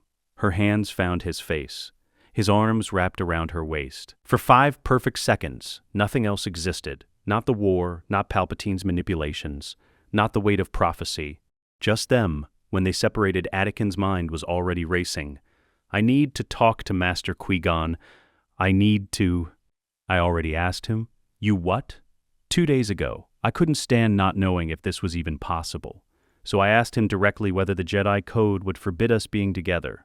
Her smile was soft. He said love isn't forbidden, possession is, fear is. But loving someone freely, without trying to control them, he said that's the living force itself. Anakin sat down because his legs had stopped supporting him reliably. He knew. He's known I was in love with you. Apparently you're not subtle about it. I thought I was hiding it well. You look at me the way my father looked at my mother before she died. like I'm the center of your universe. It's terrifying and wonderful. Padme settled beside him, taking his hand. So, what happens now? I have absolutely no idea. They sat in silence, hands intertwined, while Naboo's gardens hummed with life beyond the windows. Somewhere in the Republic's capital, a Sith Lord plotted. Somewhere across the stars, clone armies fought droid forces in a war engineered for purposes neither side fully understood. But here, in this moment, Anakin Skywalker, the chosen one, the prophesied destroyer of the Sith, allowed himself to simply be 19 years old and in love. The Force sang around them, and for the first time in his memory, it felt like permission rather than warning. The Lake Country estate sat nestled between Naboo's western mountains and the crystalline waters that gave the region its name. Padme had chosen this location deliberately, far from Theed's political centers, far from prying eyes and protocol droids that recorded every conversation for posterity. The villa belonged to her family, a retreat where Nabaris had gathered for generations during times requiring privacy or healing. Anakin stood on the balcony overlooking the lake, watching sunlight fracture across rippling water. Behind him, the villa's interior held comfortable furniture worn smooth by decades of use, walls decorated with family portraits rather than political achievements, rooms that smelled like lavender and old wood. "You're thinking too loud," Padme said, emerging from the villa with 2 cups of something hot that steamed in the cool morning air. "I can practically hear your internal debate from inside." "Sorry." Anakin accepted the cup. Tea, he discovered. Some Naboo blend that tasted like flowers and regret. "I'm trying to figure out how this works. Us. The reality of it. Everything else is logistics." Padme settled against the balcony railing, her casual clothes emphasizing how young she actually was beneath the senator's formal presentation. "We've spent 6 months pretending our feelings don't exist. I'm done pretending." The Jedi Code, just unhealthy attachment. Padme's expression challenged him. "Do you think what we have is unhealthy?" "No, but the Council might disagree. Then we don't tell the Council. We tell the people who matter. Qui-Gon, Obi-Wan, Ahsoka. People who love you enough to want you happy instead of rigidly adherent to rules written 10,000 years ago by beings who probably never experienced what we're feeling." Anakin sipped his tea and tried to organize thoughts that refused to stay organized. What if Master Qui-Gon says no? What if he thinks this is exactly the kind of attachment the Jedi warn about? "I already told you," I asked him. "Not about us specifically, but about whether love was forbidden." He said the living force flows through connection, not isolation. That compassion requires the ability to care deeply about others. Caring and romantic love aren't the same thing, aren't they? Both require vulnerability. Both require putting someone else's welfare equal to your own. Both require trust. Padme set down her cup and took his hand. "Anakin, I'm not asking you to abandon your training or betray your principles. I'm asking if you want to be with me. If the answer is yes, we'll find a way. If it's no, I'll accept it and move on. But I need to know." The question hung between them like a physical thing. Anakin reached into the Force, searching for guidance the way Qui-Gon had taught him. What he found was clarity, not the absence of complications, but the presence of certainty that cut through doubt like a lightsaber through mist. "Yes," he said, "I want to be with you. I want it so much it scares me." "Why does it scare you?" "Because the Jedi teachings about attachment warn that fear of loss leads to the dark side. Because," he stopped, forced himself to breathe, "because I already lost my mother once to slavery. I watched her suffer for years before we could free her. The idea of loving someone that much again and potentially losing them." Padme's hand found his face, turning him to meet her eyes. "You're not going to lose me, and even if something happened, even if the worst occurred, that wouldn't make loving me wrong. It would make it precious, worth protecting, worth fighting for." Master Qui-Gon says love without possession is strength. Then possess nothing except the present moment. Be with me now. Worry about theoretical futures when they arrive. She leaned closer, her breath warm against his lips. "Marry me, Anakin." His brain stopped functioning entirely. What? Not some grand Senate ceremony, something small. Private, just the people we trust. I want to be your wife. I want you to be my husband. I want to stop pretending we're just friends who happen to stare at each other like the universe begins and ends with the other person. You're serious. Completely. Unless you need time to think about it, in which case I'll wait. But I've been thinking about it for months, I'm certain. I need to talk to Master Qui-Gon. Not to ask permission. I'm 19. I don't need permission. But I need to know he understands, that this won't destroy everything he's built. Then let's go ask him. They found Qui-Gon in the training courtyard, moving through a meditation sequence that looked deceptively simple but required absolute focus to maintain. His eyes were closed, his breathing measured, his body flowing between positions with the controlled grace of someone who'd spent 60 years mastering the living force's currents. He completed the sequence and opened his eyes. Anakin, Padme, you look like you have something important to discuss. I want to marry her, Anakin said without preamble. Senator Amidala, Padme, I want to marry her and I need to know if that means I can't be your apprentice anymore. Qui-Gon was silent for exactly 10 seconds. Then he smiled, genuinely, warmly, with the expression of someone watching a plan unfold exactly as the Force had whispered it would. I wondered when you'd finally tell me, he said. You knew? Anakin, I've known you since you were 9 years old. I've watched you grow into someone remarkable. Did you honestly think I wouldn't notice when you fell in love? Qui-Gon moved to a stone bench and settled onto it with the careful movements his old wound demanded. I've been waiting for you to trust me enough to share it. Padme spoke carefully. Master Jinn, I know the Jedi code forbids fear, the kind of love that consumes and controls. Qui-Gon's gaze was steady. Does Anakin possess you, Senator? Does he seek to control your choices or limit your freedom? No, never. Do you fear losing him so much that you'd compromise your principles to keep him? I fear losing him. I don't fear it enough to become someone else. Then what you describe isn't the attachment the code warns against. It's the connection the living force celebrates. Qui-Gon turned to Anakin. When did you plan to tell me? Today. Right now. I couldn't, Master. I couldn't keep this from you. You've given me everything. Taught me everything. If being with Padme means I can't continue training, it doesn't. It means your training includes lessons most Jedi never learn. Qui-Gon stood, crossing to place a hand on Anakin's shoulder. Love without fear. Connection without possession. The ability to hold someone precious while releasing them to be fully themselves. These are advanced teachings, Anakin. You're ready for them. Not disappointed? I'm proud. You came to me honestly. You didn't hide or lie or convince yourself you could maintain a secret relationship while pretending otherwise. That kind of integrity is rare. Qui-Gon's expression grew serious. But understand this. The Council will not approve. Mace Windu especially. If they discover this before you're ready to defend it, there will be consequences. What kind of consequences? Expulsion from the Order, formal censure, possibly investigation into whether I've been corrupting you with unorthodox teachings. Qui-Gon's tone was matter of fact. The Council operates from fear. Fear that attachment leads to the dark side. Fear that deviation from tradition weakens the Order. They're not wrong to be cautious. History shows Jedi who fall often do so through possessive love. But they've overcorrected, banned all connection to prevent unhealthy connection. So we hide it, Anakin said. From the Council, from everyone except the people in this room. Not everyone, Padme interjected. Obi-Wan needs to know, and Ahsoka, their family. We can't exclude them. Agreed, Qui-Gon said. Obi-Wan will support you. He's been questioning Council orthodoxy for years, and Ahsoka deserves honesty. She'll notice anyway. Her empathy is too strong to miss something this significant.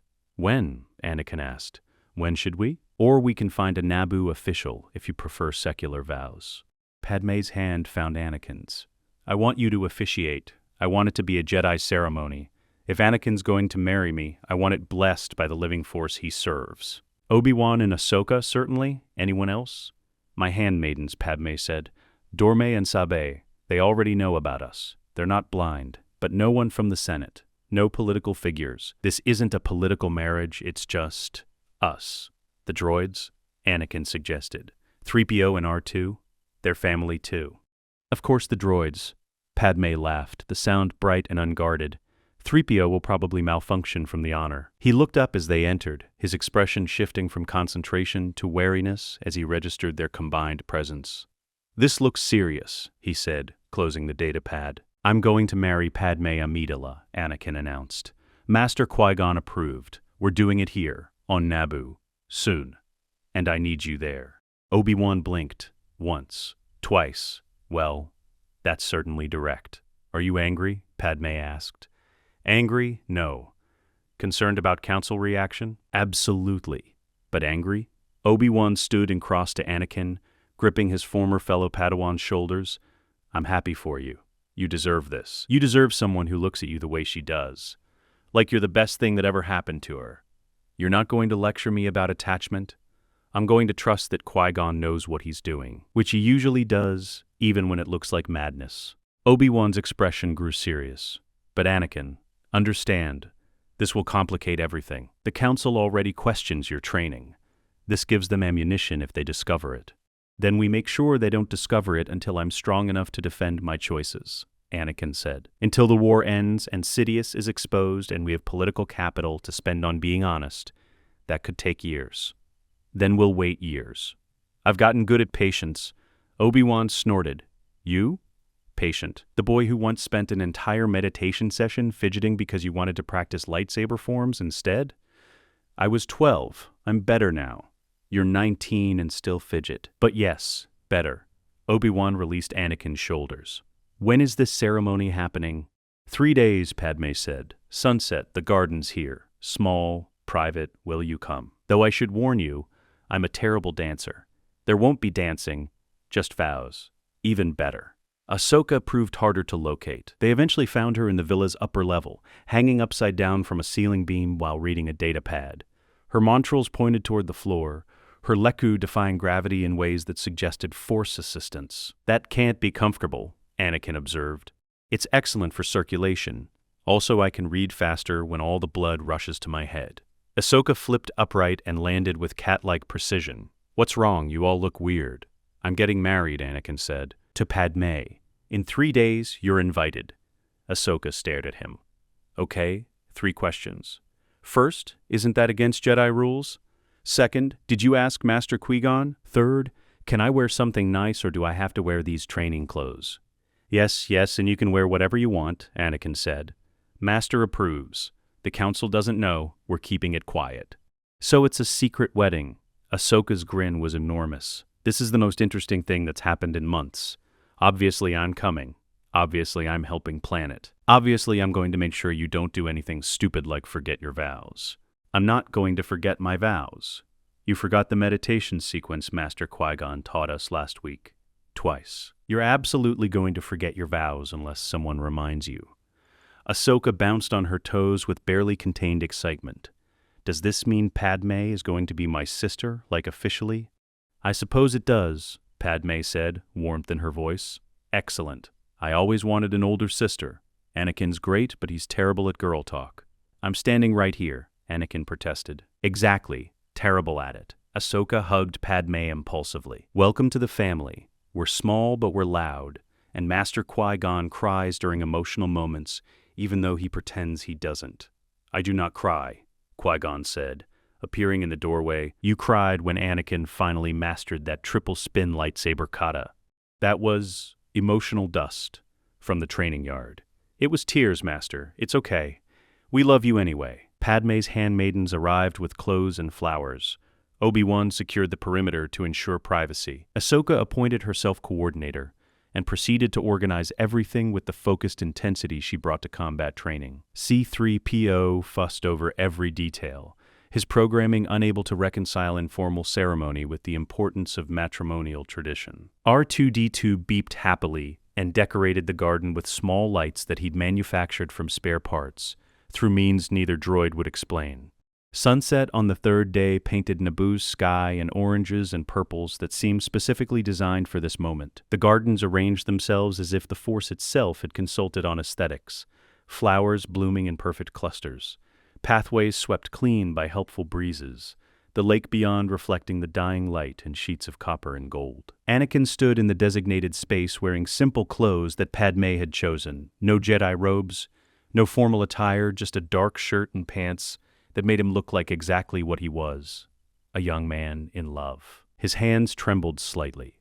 Obi-Wan stood beside him, steady and calm. Nervous? Obi-Wan murmured. Terrified? What if I say something stupid? Could be worse. Ahsoka appeared first, wearing a formal Togruta dress that incorporated her people's traditional patterns with Naboo's flowing aesthetics. She carried a bouquet of lake flowers and took her position with solemn pride. Then Padme emerged from the villa, She wore white, simple, elegant, with none of the elaborate construction her Senate wardrobe demanded.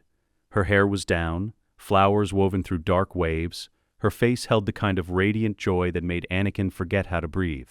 She crossed the garden with measured steps, took her place beside him. Her hand found his and squeezed. Qui-Gon stepped forward, his Jedi robes exchanged for something older.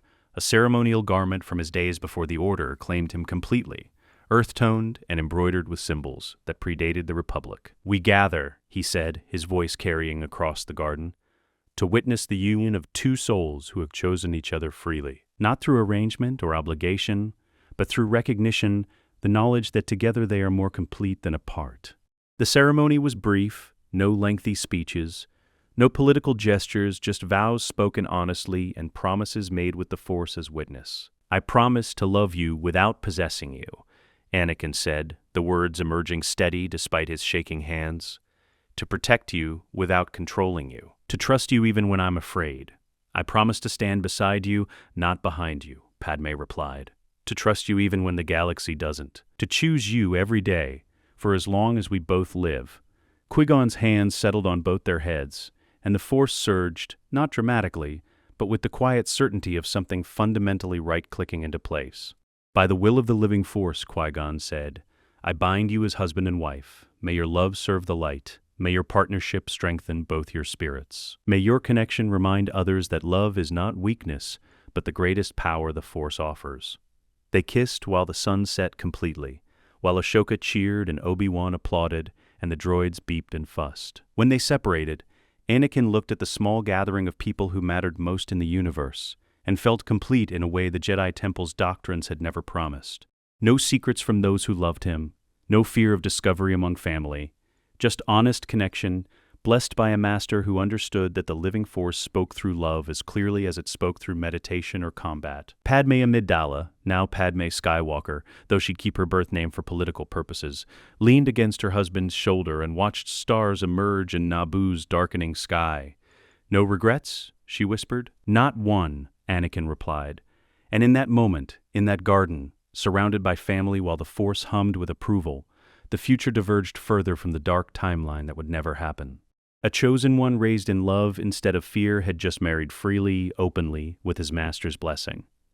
The Sith had lost before the final battle even began. Count Dooku's encrypted transmission arrived at 0300 Naboo, Standard Time, the emergency frequency cutting through Qui-Gon's sleep with the insistence of something that couldn't wait for morning. The Jedi Master was awake instantly, years of training overriding the body's need for rest. He moved to the communications chamber, sealing the door behind him before activating the receiver. Dooku's holographic image materialized above the projector, and Qui-Gon felt his stomach drop. His former master looked haggard, eyes bloodshot, hair disheveled, the aristocratic composure he wore like armor stripped away by exhaustion or fear or both. "I have proof," Dooku said without preamble. "Palpatine is Sidious. I can prove it, but Qui-Gon, we need to move immediately. I think he knows I'm investigating." "What kind of proof?" "Encrypted communications between his office and Separatist command, voice analysis matching his speech patterns to intercepted Sith transmissions." Dooku's image flickered as he transmitted files. "It's all here, enough to bring to the Council, enough to expose him publicly." Qui-Gon reviewed the data as it populated his screen. Banking transactions routed through a dozen shell corporations, but ultimately traceable to Palpatine's senatorial discretionary fund. Communications using encryption protocols that matched Sith holocron specifications. Biometric signatures that placed Palpatine at locations where Separatist leaders had received direct orders. "This is substantial," Qui-Gon said carefully. "But are you certain it's authentic? The Sith are masters of deception. This could be..." "I've verified everything 3 times. Used independent analysts who don't know what they're analyzing, cross-referenced against Republic intelligence databases." Dooku's expression was grim. "It's real, old friend. The Supreme Chancellor of the Galactic Republic has been orchestrating this war from both sides, profiting from every battle, consolidating power through emergency measures he himself engineered. Then we bring this to the Council immediately." "Agreed. I'm transmitting copies to you now. Encrypted, multiple backups. If anything happens to me..." "Nothing will happen to you." Qui-Gon, Dooku's voice carried weight that made the younger Jedi pause. "I've been investigating the most dangerous being in the galaxy, a Sith Lord who's maintained perfect secrecy for decades while operating at the highest levels of government. If he suspects I'm close to exposing him, he'll act. You need to be prepared for that. Where are you now?" "Sereno. My estate, I have security, but—" Dooku stopped, his head turning as if hearing something off-screen. "Someone's here. At this hour. That's not normal. Get out, right now. Come to Naboo. I need to secure the physical evidence first. The servers containing the original files." Dooku's image distorted, the transmission degrading rapidly. "Something's interfering with communications. Qui-Gon, if I don't contact you within 12 hours, assume the worst. Protect Anakin. He's the key to everything. The Chosen One must survive." The transmission died. Qui-Gon stared at the blank projector for 3 seconds, his mind racing through possibilities and probabilities. Then he moved, strode through the villa's corridors with force-enhanced speed, reaching Anakin's quarters in moments. The young man, the married young man, Qui-Gon reminded himself, was tangled in bedsheets, one arm thrown across his face, his breathing the deep rhythm of genuine sleep. Qui-Gon touched his shoulder gently. "Anakin, wake up. We have a situation." Anakin's eyes opened instantly, his hand reaching for the lightsaber he kept beside his bed. "What's wrong?" Dooku found proof that Palpatine is Sidious. He was transmitting the evidence when something interrupted him. "I think he's in danger." That got Anakin upright and alert. "We need to contact the Council, show them the proof, arrest Palpatine before..." Before what? Before a Sith Lord with decades of preparation activates whatever contingencies he's built? Qui-Gon pulled up the transmitted files on his datapad. "We need to think carefully. If Palpatine knows we're onto him, he'll either eliminate us or disappear. Either option leaves him free to continue his plans. So what do? We bring this to the Council, let them see the evidence. But we move cautiously. No direct confrontation until we understand what we're dealing with." Qui-Gon paused. "And we keep you far away from Palpatine. If he's threatened, he might try to use you as leverage or worse." They gathered in the villa's main chamber. Qui-Gon, Anakin, Obi-Wan, and Ahsoka. Padmé joined them despite Anakin's protests, her senator's experience with political machinations making her perspective valuable. Dawn was still hours away, the room lit by artificial lights that seemed harsh against the pre-morning darkness. "Show us what Dooku found," Obi-Wan said. Qui-Gon activated the holographic display. Financial records materialized in mid-air, transaction chains highlighted in red where they connected Palpatine to both Republic military procurement and Separatist funding. Communication logs showed encrypted exchanges between the Chancellor's office and General Grievous. Voice pattern analysis matched Palpatine's vocal signature to intercepted Sith transmissions with 97% certainty. "This is damning," Padmé said quietly. "If even half of this is accurate, Palpatine has committed treason on a scale that makes most historical villains look petty. Master Windu, Master Yoda, they need to know what we're dealing with." "Agreed," Qui-Gon said. "But we present it carefully. The Council already suspects my methods. If we burst in making accusations against the Supreme Chancellor without proper context, they'll think we finally lost our minds." Anakin finished. "We need to be calm, professional. Let the evidence speak." Ahsoka had been silent, her montrals tilted in concentration. Now she spoke carefully. "Master Qui-Gon, I feel something wrong. In the Force. Like there's a storm coming, and we're standing right in its path." "I feel it too," Qui-Gon admitted. "Which means we move quickly but not recklessly. Obi-Wan, contact the Council, request an emergency session. Tell them we have evidence of Sith infiltration at the highest levels of government. Don't name Palpatine yet, not over potentially compromised channels." Obi-Wan moved to the communications array. His transmission to Coruscant took minutes to connect, the secure Jedi frequencies requiring multiple authentication steps. Finally, Mace Windu's holographic image appeared, the Master's expression showing irritation at being woken at an unreasonable hour. "Knight Kenobi. This had better be urgent." "It is, Master Windu. We have evidence of Sith involvement in the war, direct proof of their identity and operations. We need an emergency council session." Windu's irritation transformed to sharp focus. "What kind of proof?" "Financial records, communication intercepts, biometric analysis." Count Dooku has been investigating for years. He's compiled documentation that reveals who the Sith Lord is and how he's been manipulating both sides of this conflict. Where is Dooku now? We lost contact with him several hours ago under suspicious circumstances. Windu was silent for a moment, his expression unreadable. The council will convene at first light Coruscant time. Bring your evidence to the temple. Come alone, Kenobi. If this involves Dooku's investigations, we need clarity, not crowds. Master Windu, with respect, Qui-Gon Jinn should present this evidence. He's been coordinating with Dooku. He understands the full scope. You, however, are a knight in good standing. Your word carries weight. Windu's tone allowed no argument. First light. Temple Council chambers, don't be late. The transmission ended. Obi-Wan turned to face the others. I don't like this. Something feels wrong about limiting the presentation to just me. It's a power play, Padme said. The Council wants to maintain control of the narrative. If Qui-Gon presents evidence, they'll have to act on it immediately. But if you present it, they can deliberate, question, delay. If Palpatine is Sidious and he knows we're on to him, the villa's perimeter alarms shrieked. Everyone moved instantly. Lightsabers ignited. Qui-Gon reached into the Force, feeling for the disturbance that had triggered security. What he found made his blood freeze. Clone troopers, dozens of them, surrounding the villa with military precision. How did they find us? Ahsoka demanded. Someone told them, Qui-Gon said grimly. Someone who knew we were here. Someone who wanted us contained before we could present our evidence. Obi-Wan's comm unit chimed. He activated it warily. Commander Cody's voice emerged, professional but carrying an edge of discomfort. General Kenobi. I have orders to take you and any Jedi present into custody for questioning regarding allegations of treason. Please deactivate your weapons and exit the villa peacefully. On whose authority? Obi-Wan demanded. Supreme Chancellor Palpatine. Verified through proper military channels. Sir, I don't want this to escalate. Please comply. Had somehow known about Dooku's investigation, about the evidence, about their location, had activated contingencies that made them look like traitors, while he maintained the appearance of lawful authority. We're not traitors, Obi-Wan said into the comm. Commander, listen to me carefully. The Chancellor is not who he appears to be. We have evidence.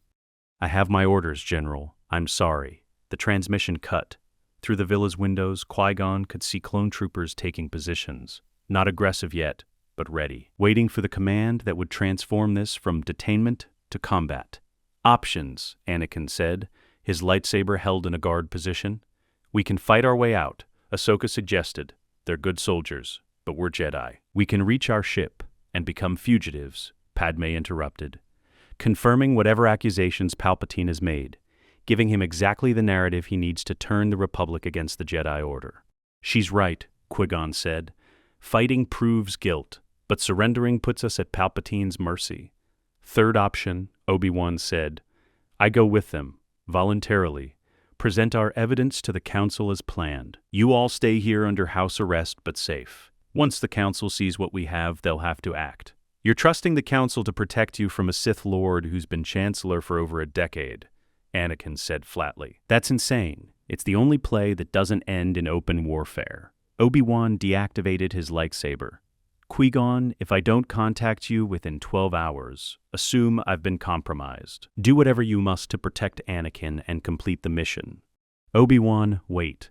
But the younger Jedi was already moving toward the door, already making the choice to walk into danger alone, because it was the choice that gave the others the best chance of survival. The doors opened. Clone troopers filed in, weapons lowered but ready. Commander Cody entered last, his helmet off, his expression apologetic. General Kenobi, I need you to come with us. I'm coming voluntarily, Obi-Wan said. No restraints necessary. I'll present my evidence to the Council and this will all be cleared up. Cody didn't look convinced, but he nodded. This way, sir. The clones maintained positions around the villa, not attacking, but not withdrawing a polite cage that kept everyone contained while giving the appearance of lawful procedure. Qui-Gon moved to the window, watching the transport lift off with Obi-Wan aboard. The Force churned with approaching darkness, with danger that felt inevitable as gravity. Master! Anakin's voice was tight with controlled fury.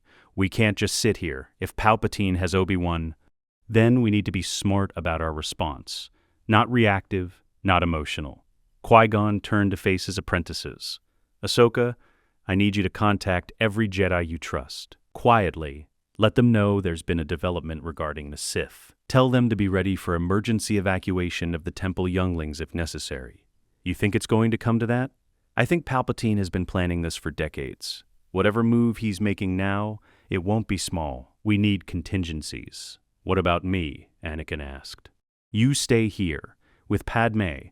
Under no circumstances do you go anywhere near Coruscant or the Chancellor. If this is a trap, you're the prize he wants most. I'm not hiding while Obi-Wan walks into danger. You're not hiding. You're being strategic. Qui-Gon gripped his apprentice's shoulders. Anakin, listen to me. You are the chosen one. The prophecy says you'll bring balance to the Force, but you can't do that if you're dead or captured or turned. Right now, the best thing you can do is survive. Can you do that? Anakin's jaw worked, his hands clenched and unclenched. Finally, he nodded. For now, but Master, if they hurt him, then we'll respond, but intelligently, with purpose. Qui-Gon released him. Go to your wife. Make sure she's protected. I need to make contact with the few council members I trust. They dispersed to their tasks. Qui-Gon moved to the communications chamber, his mind already composing the message he'd send to Master Yoda, to the few Jedi he believed would listen to evidence regardless of political pressures. Outside, dawn began breaking over Naboo's lakes. The light was beautiful, peaceful, utterly at odds with the storm gathering in the Force. Somewhere on Coruscant, Obi-Wan Kenobi was walking into a trap that might destroy everything they'd built. And somewhere in the Senate's labyrinthine corridors, a Sith Lord smiled. The Jedi Temple's council chamber felt smaller than Obi-Wan remembered. Perhaps it was the weight of what he carried, data sticks containing evidence that would reshape the galaxy's understanding of the past 13 years. Perhaps it was the expressions on the assembled masters' faces as he stood in the center of their circular arrangement, alone and acutely aware of his isolation. Mace Windu occupied his customary seat, his dark face unreadable. Yoda sat with eyes closed, his ancient features composed in meditation that might have been genuine or might have been a deliberate choice not to meet Obi-Wan's gaze. Ki-Adi-Mundi, Plo Koon, Shak Ti, all the senior masters who'd survived the war's opening years watched with varying degrees of skepticism and concern. Present your evidence, Knight Kenobi, Windu said. His tone was professional, neutral, but something in his posture suggested he'd already made decisions about what he was about to hear. Obi-Wan activated the holographic projector. Count Dooku's compiled data materialized in the chamber's center, financial records tracing credits from Palpatine's discretionary accounts through shell corporations to Kamino and cloning facilities and separatist weapons manufacturers. Communication intercepts showing encrypted exchanges between the Chancellor's office and known separatist commanders. Voice analysis matching Palpatine's speech patterns to Sith transmissions, with statistical certainty that would satisfy any court in the Republic. This is the result of 7 years of investigation by Count Dooku, Obi-Wan said. He's been tracking Sith activity since Master Qui-Gon's near death on Naboo. Every transaction, every communication, every suspicious coincidence, all of it leads to one conclusion. Supreme Chancellor Palpatine is Darth Sidious. He engineered the Clone Wars. He's been playing both sides for personal power. Silence filled the chamber. The evidence rotated slowly in holographic detail, damning and irrefutable. Ki-Adi-Mundi spoke first. If this is authentic, this represents treason on an unprecedented scale. The question is authenticity, Windu said. How do we know Dooku didn't fabricate this data? He left the Order under questionable circumstances. He has motivations to discredit Republic leadership. He left the Order because he was grieving Qui-Gon's supposed death, Obi-Wan countered. A death that nearly happened because the Council ignored warnings about the Sith's return. And he never actually fell to the dark side in this timeline. That only occurred in the original sequence of events that we avoided. Original sequence of events? Windu's eyebrow rose. You speak as if you have knowledge of alternate timelines. I speak as if the Force showed us a different path when Qui-Gon survived. A path where Dooku didn't become Darth Tyrannus, where Anakin wasn't raised in fear and isolation, where Obi-Wan stopped himself. The point is, this evidence is real. It's verifiable. Check the banking records independently. Analyze the voice patterns. Run your own forensics. But do it quickly because if Palpatine knows we have this information, he'll act. Yoda's eyes opened. Troubled, the Force is. Clouds everything. See clearly we cannot. But lies in this data I sense not. With respect, Master Yoda, sensing is insufficient, Windu said. We're discussing accusations against the Supreme Chancellor of the Galactic Republic. We need absolute certainty before we move. And while you deliberate, Palpatine consolidates power, Obi-Wan said, frustration bleeding into his voice. He's already moved against us. The clone troopers who detained me at Naboo, those weren't council orders.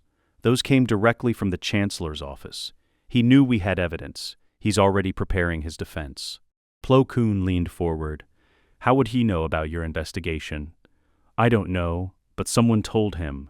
Someone who knew Dooku was close to exposing him. Obi-Wan looked around the circle of masters. We need to act, now. Arrest Palpatine before he can activate whatever contingencies he's built. On what legal authority? Shaq T asked. The Chancellor answers to the Senate, not the Jedi Order. We have no jurisdiction to arrest him based on accusations, regardless of how compelling the evidence appears. Then we bring this to the Senate, Obi-Wan said. Let them see what their Chancellor has been doing. Let the representatives decide. But it wasn't an attack. It was Master Qui-Gon Jinn striding through the entrance with the kind of controlled urgency that suggested running would have been undignified, but walking was barely adequate. Behind him came Anakin Skywalker and Ahsoka Tano, both armed, both radiating tension through the Force. Master Jinn, Windu said, his voice hardening, this is a closed council session. You have no authority. He pulled a data pad from his robes and threw it onto the chamber floor with enough force to make it skitter across polished stone. Count Dooku is dead, murdered 3 hours ago at his Sereno estate. His servers were destroyed, his staff slaughtered. The only reason we have any evidence at all is because he transmitted copies to me before he died. The temperature in the chamber seemed to drop 10 degrees. How do you know this? Yoda asked quietly. Because I was in contact with him when it happened. I heard the attack begin. I felt him die through the Force. Qui-Gon's voice was steady, but his hands trembled slightly. He was my Padawan, my student, and someone killed him to prevent this evidence from reaching you. Windu picked up the datapad, his expression shifting from skepticism to something darker as he reviewed its contents. This shows inhibitor chips, in the clone troopers, biological control devices with executable protocols. Order 66, Qui-Gon said, a kill command embedded in every clone soldier's brain, designed to turn them against Jedi on a single order from the Supreme Chancellor. Dooku discovered it during his investigation of Kamino. He was preparing to warn us when Palpatine struck. Anakin spoke for the first time, his voice carrying barely controlled fury. We're standing here debating while a Sith Lord sits in the Senate building with an army programmed to kill us. How much more evidence do you need? Evidence of a conspiracy is not the same as proof of specific guilt, Ki-Adi-Mundi said. Even if these chips exist, even if Palpatine has connections to the clone army's creation, that doesn't conclusively prove— He killed my master's former apprentice, Ahsoka interrupted. Her montrals were flushed with emotion, her voice sharp. He engineered a war that's killed millions. He's been manipulating the Republic for over a decade. What exactly would constitute sufficient proof for you? I believe Palpatine is likely Darth Sidious. I believe the evidence is compelling enough to warrant action. He looked around the circle of masters. But we need to do this correctly, legal, proper. We approach the Senate, present our findings, and let the representatives vote on articles of impeachment. Then we arrest Palpatine under senatorial authority rather than Jedi presumption. That will take days, Qui-Gon said. Days we don't have. Palpatine knows we're investigating. He'll either eliminate us or vanish into hiding. Either option leaves him free to continue his plans. Then what do you suggest, Master Jinn? Windu's tone carried challenge. That we march into the Senate and cut down the Supreme Chancellor based on your personal investigation? That we become the very thing we're supposed to prevent, vigilantes operating outside law? Protect the Order and the Republic from a threat you've been blind to for 13 years. The accusation hung in the air. Several council members bristled. Windu's jaw tightened. We've been blind? His voice was dangerously quiet. We who've maintained peace for 1,000 generations, we who've held the Republic together through crisis after crisis, you dare criticize this council when you've spent 7 years operating completely outside our authority, training the Chosen One according to your personal philosophy rather than established tradition? Established tradition would have denied Anakin training entirely, Qui-Gon shot back. Would have left him on Tatooine to be found by the Sith instead. Would have raised him in fear and suppression until his power turned destructive. Don't lecture me about tradition. when tradition nearly guaranteed the very outcome we're trying to prevent. Windu rose from his seat. You overstep, Master Jinn. Your maverick approach saved the Chosen One from falling to the dark side, something your rigid adherence to outdated rules would have made inevitable. The ancient master stood, his gimmer stick striking the floor with authority that silenced both combatants. Arguing amongst ourselves while the Sith Lord plots, we are foolish, wasteful, exactly what our enemy wants. He moved to the chamber's center, his eyes scanning each face present. Right, Qui-Gon is about action. Right, Mace is about method. Both truths we must balance. Master Yoda, Obi-Wan said carefully, what are you suggesting? Go to the Senate, we will. All of us present evidence before the full assembly, give Palpatine no chance to hide, no time to prepare. If guilty he is, reveal himself he will. Yoda's expression was grim, and if reveal himself he does, ready we must be for battles such as the Jedi have not faced in 1,000 years. You're proposing we confront him publicly, Qui-Gon said. Force him to either accept arrest or expose his true nature in front of the entire Republic government. Yes, political protection he loses. If Sith he is, act like a Sith he will. If innocent, Yoda's pause suggested he believed that possibility had approximately zero probability. Then explain these records he can. Mace Windu nodded slowly. A public confrontation limits his options. He can't kill us all without revealing himself, and if he tries to flee, the Senate will see his guilt. What about the clones? Ahsoka asked. If he activates Order 66, then we'll know for certain, won't we? Plo Koon's mechanical voice carried dark humor. Rather conclusive evidence of treason, clone troopers murdering Jedi on the Chancellor's command. Prepare, we must, Yoda said. All knights and masters assemble. Padawans and younglings evacuate to secure locations. If battle comes to Coruscant, protect the future of the Order we must. Masters activated comms, calling Jedi from across the temple.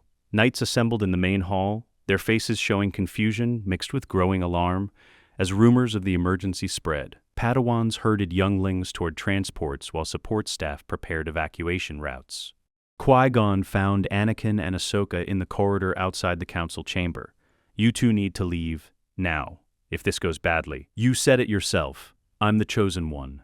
If there's a confrontation with the Sith Lord, I should be there. You should be safe, protected until the moment you're actually needed. I am needed, right now. The Force is screaming it. Anakin's hand rested on his lightsaber. I've been training for 7 years for exactly this. Don't bench me when it matters most. Qui-Gon looked at his apprentice, no, his son in all ways that mattered, and saw the determination that had carried him through countless challenges, saw the balance he'd achieved through love instead of suppression, saw the Jedi he'd become under guidance that valued compassion over rigid doctrine. If I tell you to run, you run, Qui-Gon said. No arguments, no heroic last stands. You survive even if I don't. Understood, but the same applies to you. I'm the master. I don't have to follow my own rules. That's not how this works. It absolutely is. Ahsoka watched their exchange with the exasperated fondness of someone who'd witnessed this particular argument dozens of times. Can we maybe have this debate after we deal with the Sith Lord who murdered Count Dooku and is probably preparing to kill us all? They gathered in the temple's main hall, nearly 200 Jedi Knights and Masters, the largest assembly since the war began. Mace Windu stood at the center, his presence commanding attention without requiring raised voice or dramatic gesture. We march on the Senate, he said simply. We present evidence that Supreme Chancellor Palpatine is the Sith Lord Darth Sidious. We give him the opportunity to surrender peacefully. If he refuses, if he attacks, if he activates the clone army against us, then we will know the depth of his deception and respond accordingly. This could end the civil war we're already fighting, Windu corrected. A war engineered by the very being we're about to confront. Whatever happens today, we act not as vigilantes, but as protectors of the Republic. We enforce law, not break it. We reveal truth, not suppress it. And we stand together. The Jedi moved as one toward the temple's main entrance. 200 lightsabers, unignited, but ready. 200 warriors who'd spent their lives training for a threat they'd believed extinct for a millennium. Qui-Gon walked beside Anakin and Ahsoka, his mind reaching into the Force for guidance. What he found was certainty, not comfort, but clarity. This confrontation was inevitable, had been inevitable since the moment he'd survived Naboo. Every choice since then had led to this moment, this convergence of fate and free will. They emerged into Coruscant's afternoon light. The Senate building rose before them, its dome gleaming against polluted sky. Clone troopers guarding the entrance saw the approaching Jedi and hesitated, uncertain whether to block or permit passage. Mace Windu didn't slow. "We have business with the Supreme Chancellor. Stand aside."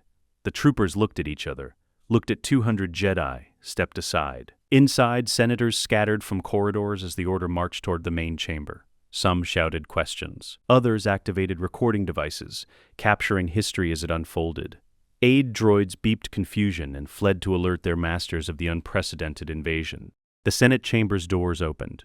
Palpatine stood at the Chancellor's podium, his face showing surprise that might have been genuine if not for the flicker Qui-Gon caught through the Force, anticipation mixed with calculation. "My dear Jedi," Palpatine said, his voice carrying across the chamber through amplification arrays. "What an unexpected visit. To what do I owe this honor?" Mace Windu strode forward, datapad in hand. "Chancellor Palpatine, we have evidence of your involvement in treason, conspiracy, and crimes against the Republic. You will surrender yourself for arrest and stand trial before the Senate." Palpatine's expression shifted through confusion to concern to something that might have been hurt. "What? Master Windu, surely there's been some mistake. What crimes could you possibly—" "You are Darth Sidious," Qui-Gon called from the crowd of Jedi. His voice echoed through the chamber. "You engineered the Clone Wars. You've been manipulating both sides for personal power, and you murdered Count Dooku to prevent him from exposing you." For 3 seconds, Palpatine maintained his facade of shock and innocence. Then something in his posture changed. The grandfatherly concern melted away like wax under flame, revealing something cold and ancient and utterly inhuman beneath. "I see," he said quietly. His eyes began to glow with faint yellow light.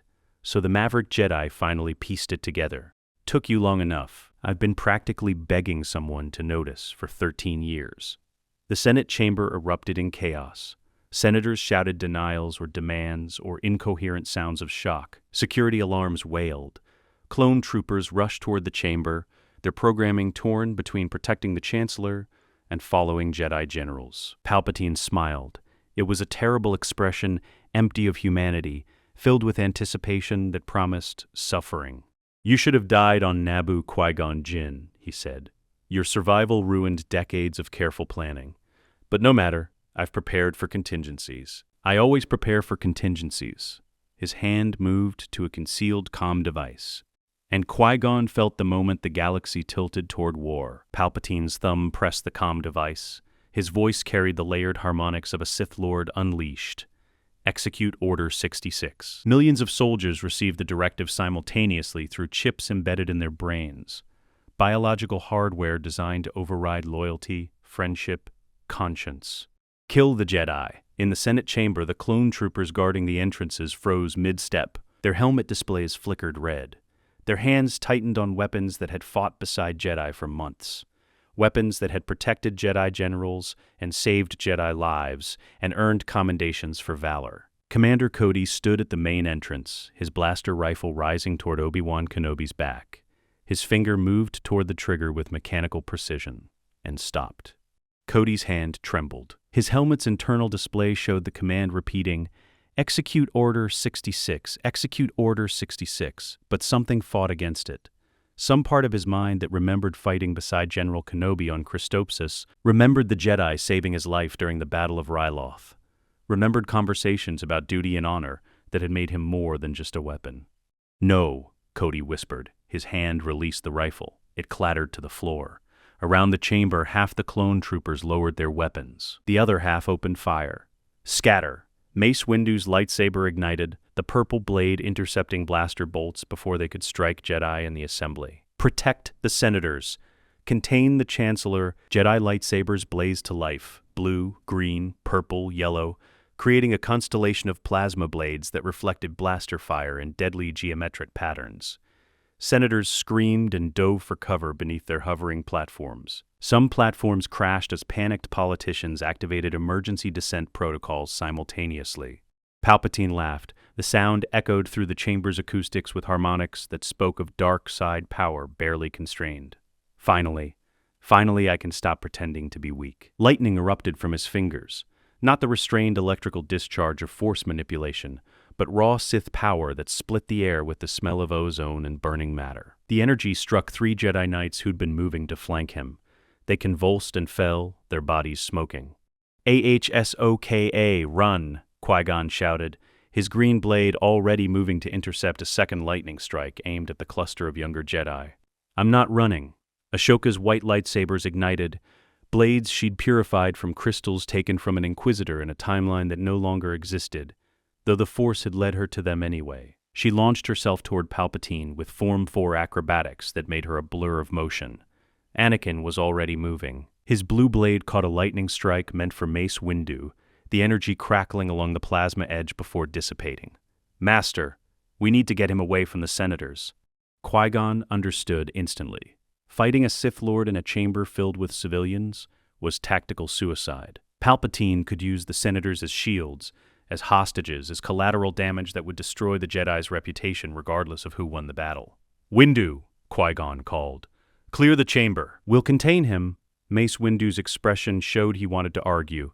This was a council matter. Qui-Gon had no authority to give orders, standard protocol demanded, but he was also a pragmatist who recognized tactical reality. All Jedi, evacuation pattern Auric.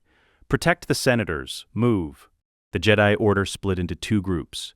The majority shepherded panicked politicians toward emergency exits, their lightsabers deflecting fire from mind-controlled clones still following Order 66's directive. The minority, perhaps 30 Jedi, formed a loose circle around Palpatine. The Sith Lord's smile widened. 30 against 1? Hardly seems fair. For you, he moved. In every description of Sith Lords that Qui-Gon had studied, power was emphasized over speed, dark side strength over physical prowess. Those descriptions were lies or obsolescence. Palpatine exploded forward with velocity that made him nearly invisible, his lightsaber igniting mid-leap, a blade of crimson that screamed through air molecules like a ship entering atmosphere too fast. 3 Jedi died before they could register the attack. Palpatine's opening strike bisected a Bothan knight at the waist, the return stroke decapitated a human master, the follow-through impaled a Twi'lek Padawan through the chest. The remaining Jedi attacked as one. 24 lightsabers converged on Palpatine's position from every angle, a coordinated assault that should have overwhelmed any single opponent through sheer numerical superiority. Palpatine's blade was everywhere. He parried strikes from 3 directions simultaneously, while his free hand unleashed force lightning that forced attackers to disengage or die. His movements carried the fluid certainty of someone who'd been practicing Sith combat forms for longer than most of his opponents had been alive. A Zabrak knight lunged from behind. Palpatine didn't turn, just extended his will through the Force and crushed the Zabrak's windpipe with invisible pressure. The knight fell, clutching his throat, drowning on atmosphere. Is this the best the Jedi Order can offer? Palpatine's voice dripped contempt. Decades of peace have made you soft, weak. You're fighting with techniques designed for honor duels, not war. Qui-Gon watched the carnage from the circle's edge, his mind racing. Direct assault wasn't working. Palpatine's mastery of Sith combat allowed him to fight multiple opponents with terrifying efficiency. They needed a different approach. Anakin caught his eye, nodded once. Behind him, Ahsoka mirrored the gesture. They'd trained together for 7 years, had developed the kind of combat synchronization that came from trust and familiarity, and countless hours of sparring that pushed each to their limits. Where the other Jedi fought as individuals who happened to share a target, the 3 of them could fight as a single organism. Qui-Gon activated his comm with a Force-guided touch. All Jedi, fall back. Defensive perimeter only. Let us handle this. Several masters looked ready to argue, but Mace Windu's voice cut through. Do it. Give them room.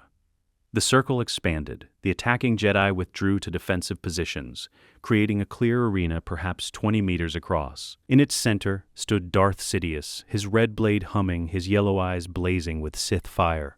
At the edges stood Qui-Gon Jinn, Anakin Skywalker, and Ahsoka Tano. Master, son, daughter. The triumvirate. Palpatine's expression showed genuine interest for the first time. How touching, the Maverick and his students. Did you really think training outside council oversight would give you an advantage? I've been watching you for years, Skywalker, studying you, waiting for the moment to corrupt you. You're nothing I haven't already accounted for. You haven't accounted for us together, Anakin said. His voice was steady, calm, centered in the living force the way Qui-Gon had taught him. "You've been planning for a chosen one raised in fear and isolation. That's not who I am." Qui-Gon met the first strike, his green blade intercepting the Sith's crimson with 4mar4 precision. The impact sent vibrations up his arm hard enough to make old wounds ache, but he held firm, redirected the energy, created an opening that Ahsoka exploited immediately. She came in low, her white blade spinning in dual-wielding patterns that Palpatine had to acknowledge or lose a leg. He disengaged from Qui-Gon, his own blade dropping to parry. The clash of lightsabers sent sparks cascading across the chamber floor. Anakin struck from the right, his blue blade descending in a Form V power strike that carried the full weight of Force-enhanced strength. Palpatine twisted impossibly, his spine flexing beyond human limitation, and the strike passed through empty space. But it forced him to move, forced him to defend rather than attack, forced him to acknowledge that three opponents working in perfect synchronization created tactical problems that raw power couldn't simply overwhelm. "Clever," Palpatine said. His free hand gestured, and a Senate platform tore from its moorings with telekinetic force. The massive structure hurtled toward Ahsoka. Anakin's hand extended. His will caught the platform mid-flight and redirected it. The structure crashed into the chamber wall, crumbling into debris. Qui-Gon pressed the attack, his blade weaving patterns that forced Palpatine to focus forward. Ahsoka circled right while Anakin moved left, creating angles that required the Sith Lord to defend multiple approaches simultaneously. They fought in silence, no banter, no dramatic pronouncements. Just three Force users moving with practiced coordination, each strike building on the previous, each defense creating opportunities for offense. Palpatine's blade met Qui-Gon's in a bind. The Sith Lord's eyes blazed with malevolent joy as he pushed, using superior dark-side strength to drive the older Jedi backward. "You should have died on Naboo. Darth Maul had you. Had the perfect kill. Your survival ruined everything." "The Force had other plans," Qui-Gon said through gritted teeth. "The Force is a tool, not a god. It doesn't plan. It doesn't care. It simply is." Palpatine's free hand came up, lightning crackling between his fingers at point-blank range. Ahsoka's blade intercepted from the side, her white saber cutting through the electrical discharge and forcing Palpatine to abandon the attack or lose his hand. He chose to abandon, disengaging with a force-powered leap that carried him 5 meters backward. Anakin was waiting. His blade came down in a vertical strike that Palpatine barely deflected. The power behind the blow drove the Sith Lord to one knee. For a heartbeat, he was vulnerable. Qui-Gon lunged. Ahsoka struck from the opposite angle. Anakin's blade reversed for a decapitating strike. Palpatine exploded with dark side energy. Force lightning erupted from his entire body in a sphere of destruction that threw all three attackers backward. Qui-Gon hit a Senate platform hard enough to crack ribs. Ahsoka tumbled across the floor, her monstrals striking stone with a sickening crack. Anakin slammed into the wall and slumped, momentarily stunned. Palpatine rose to his feet, his breath coming in ragged gasps. His chancellor's robes were scorched. A cut on his cheek bled red against pale skin, but his eyes still burned with Sith power, and his smile suggested he was enjoying this. "Better," he said, "much better than I expected, but still insufficient." He raised both hands. Lightning poured forth in torrents that made his earlier displays look like children's sparklers. The energy arced toward Ahsoka, who was struggling to rise, her movements uncoordinated from the head trauma. Anakin moved through pain and disorientation with force-enhanced speed. His body interposed between Palpatine's attack and his sister. The lightning struck him full in the chest and stopped. Anakin's hands came up. The energy that should have killed him instantly instead crackled around his fingers, flowing across his skin like water over stone. His eyes widened with shocked understanding. "What?" Palpatine's voice carried genuine surprise for the first time. "I'm the chosen one," Anakin said. His voice was distant, awed, as if he was discovering truth in real time. "Born of the Force itself. You can't destroy me with power that comes from the Force. It's like trying to drown the ocean." Anakin's feet slid backward across the floor from the sheer force of energy being directed at him, but he didn't fall, didn't burn. The power flowed through him and around him, and somehow back into the Force itself, completing a circuit that rendered it harmless. Palpatine's attack cut off. He stared at Anakin with an expression mixing rage and calculation. "Impossible. No Jedi has that level of Force immunity, not even Yoda." "I'm not just a Jedi," Anakin interrupted.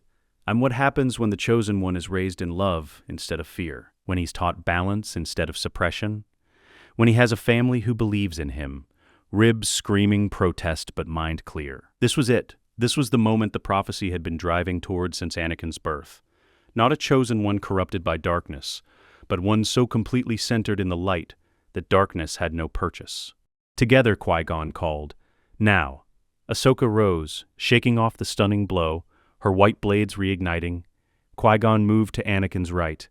Ahsoka took his left. They advanced as one.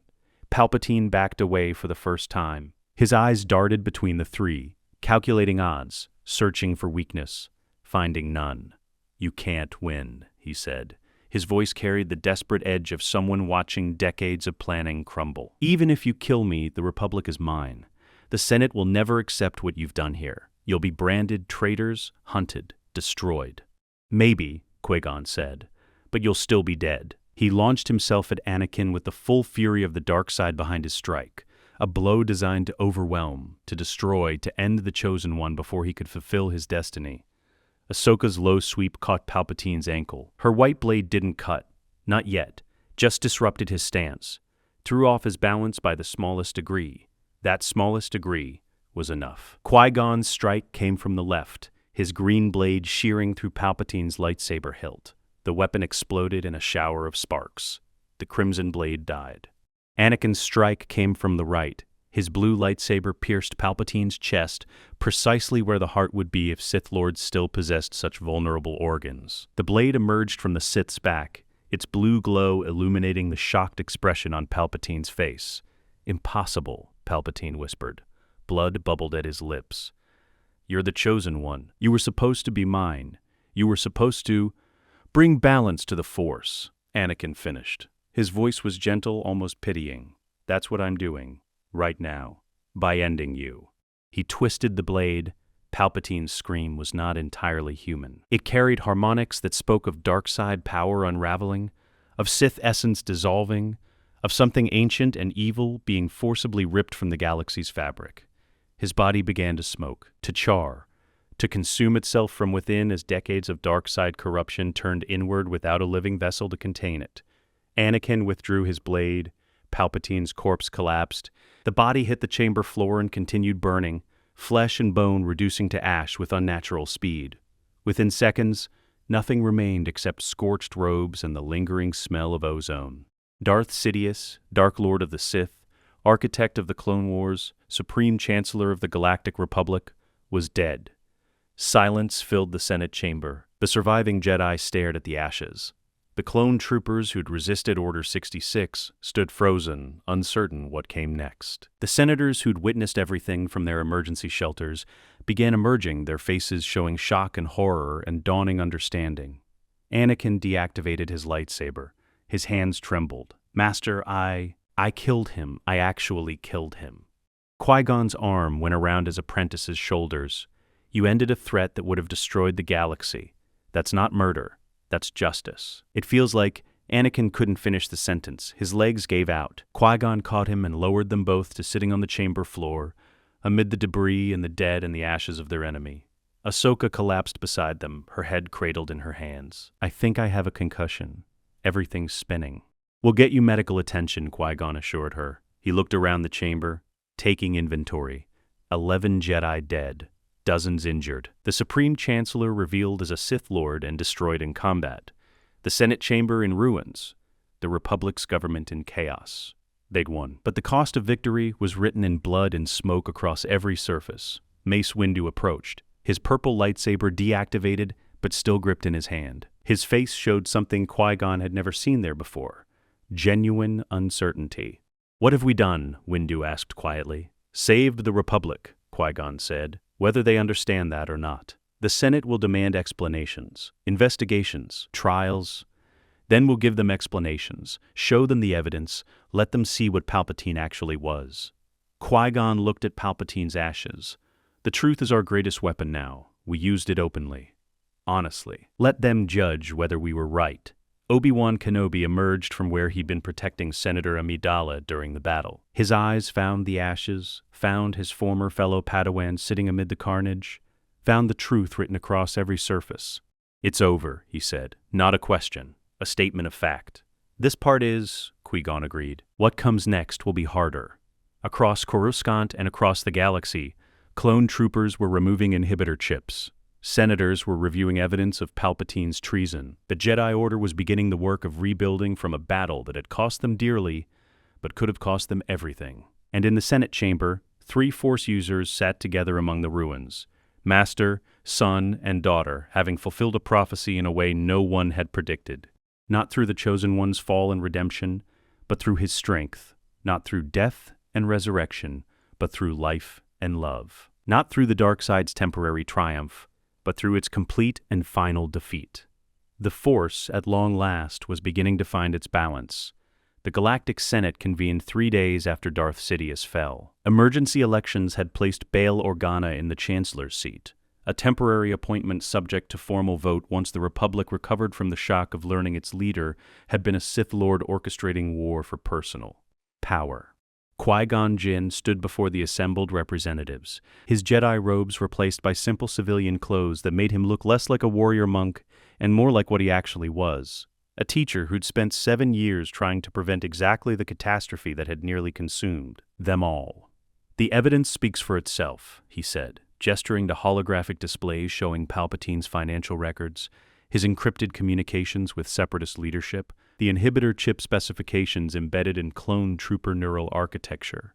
Darth Sidious engineered the Clone Wars. He played both sides. He used fear and crisis to consolidate power, while Republic citizens died in battles he orchestrated. Senator Amidala Padme, though Qui-Gon was careful to maintain professional distance in public, rose from her platform. "The question before this Senate is not whether Chancellor Palpatine was guilty. The evidence is irrefutable. The question is whether the Jedi Order acted appropriately in confronting him." Some representatives nodded agreement. Others showed skepticism born from decades of trusting Palpatine's grandfatherly facade. "The Jedi killed our Chancellor without trial," Senator Orn Freetah protested. "Without due process, regardless of his crimes, that sets a dangerous precedent." "The Jedi acted in self-defense," Bail Organa said from the Chancellor's podium. "Palpatine attacked first, activated Order 66, attempting to genocide the entire Jedi Order. The subsequent battle was purely defensive. Would you prefer they had allowed themselves to be murdered? We would prefer they had brought charges through proper legal channels, which Palpatine controlled," Padme interjected. As Supreme Chancellor, he had authority over military tribunals, security forces, and legal proceedings. Bringing charges through proper channels would have meant alerting him to our investigation and giving him time to eliminate witnesses or flee. The Jedi chose the only path that exposed him publicly while minimizing collateral damage. The debate raged for hours. Some senators demanded Jedi oversight. Others called for formal commendations. A few extremists suggested dissolving the Order entirely, their arguments built on fear that any organization with force powers represented potential tyranny. Qui-Gon listened with the patience he'd cultivated over 60 years. Let them argue. Let them process. The Republic needed to grapple with the reality that their democracy had been subverted from within, and that reckoning wouldn't happen quickly or cleanly. Finally, Bail Organa called for a vote. The motion before the Senate, "Shall the Jedi Order be formally recognized as having acted in defense of the Republic during the confrontation with Darth Sidious, with all legal protection such recognition entails?" The vote was closer than Qui-Gon would have preferred. 63% in favor, 37% opposed. But it was enough. The Jedi Order retained its legal standing. No criminal charges would be filed. The investigation into Palpatine's network could proceed with Senate cooperation rather than obstruction. Outside the Senate building, Anakin waited with Ahsoka and Obi-Wan. The younger Jedi looked exhausted. None of them had slept properly since the battle, their minds replaying violence and death in the quiet moments before unconsciousness. "How did it go?" Anakin asked. "We're not being arrested," Qui-Gon said. "That's better than several possible outcomes." "Barely. But yes." Qui-Gon settled onto a bench overlooking Coruscant's endless cityscape. The Republic survived. Democracy survived. That's what matters. Ahsoka's montrals were still bandaged from the head trauma she'd sustained during the fight. The medical droids had assured her the damage wasn't permanent, but she'd been ordered to avoid combat for at least a month. She sat beside Qui-Gon with careful movements that suggested lingering pain. "What happens to the Jedi now?" she asked. "The Council lost 11 masters in the battle. The Order is fractured. Half the Knights are questioning whether we should even continue existing. Not the same Order that failed to see a Sith Lord operating openly for 13 years. Something better. Something that learns from our mistakes. The Council wants to speak with you, Obi-Wan said quietly. All of you. They're convening in 3 hours. Anakin's expression darkened. Let me guess, they want to lecture us about proper procedure, about how we should have waited for Council authorization before confronting Palpatine. Actually, no. Master Windu was fairly clear that you three saved the Order. The lecture will probably be about something else. That's ominous. Yes, Obi-Wan agreed. It rather is. The Jedi Council chamber felt emptier than it should. 11 seats sat vacant. Masters who'd fallen during the battle or in scattered skirmishes as Order 66's activation triggered violence across the galaxy. The surviving council members looked diminished, their faces showing exhaustion that went beyond physical tiredness into spiritual weariness. Mace Windu spoke first. The council has been discussing the Order's future, how we failed to detect Sidious, how our rigid adherence to tradition made us blind to threats operating openly, how our fear of attachment and emotion created the very vulnerabilities the Sith exploited. We were wrong, Yoda said simply. His ancient face showed more lines than Qui-Gon remembered. About many things wrong we were. About the Chosen One, about training methods, about the living force versus unifying force. Humility, the Force teaches us now. Through suffering, through loss. We're dissolving the Council, Shakti said, or rather, reforming it. No more permanent seats. No more hierarchical structure. The Order will be governed by a rotating circle of masters who serve limited terms before returning to regular duties. Qui-Gon kept his expression neutral, but something in his chest loosened. That's a significant change. Long overdue, Windu acknowledged. We've been operating under assumptions that made sense 1,000 years ago but created blindness in the present. The Sith adapted. We stagnated. That ends now. We're also revising the code, Plo Koon added. Not abandoning it, the principles remain sound, but the interpretation needs work. Emotion is not the enemy. Attachment, as you've demonstrated, is not inherently corrupting. Fear and possessiveness are the dangers, not love and connection. Anakin shifted his weight, uncertain whether to speak. Qui-Gon gave him a subtle nod. What does that mean practically? Anakin asked. For Jedi training? For how we live our lives? It means Jedi may form attachments, Windu said. The words clearly cost him something, but his tone remained steady. May marry, may maintain relationships with birth families, may experience the full range of human or alien. Emotion without fear, that feeling automatically leads to falling. You're saying, I can be married and still be a Jedi? Anakin's voice carried disbelief. We're saying you already are married. To Senator Amidala. We're not blind, Skywalker.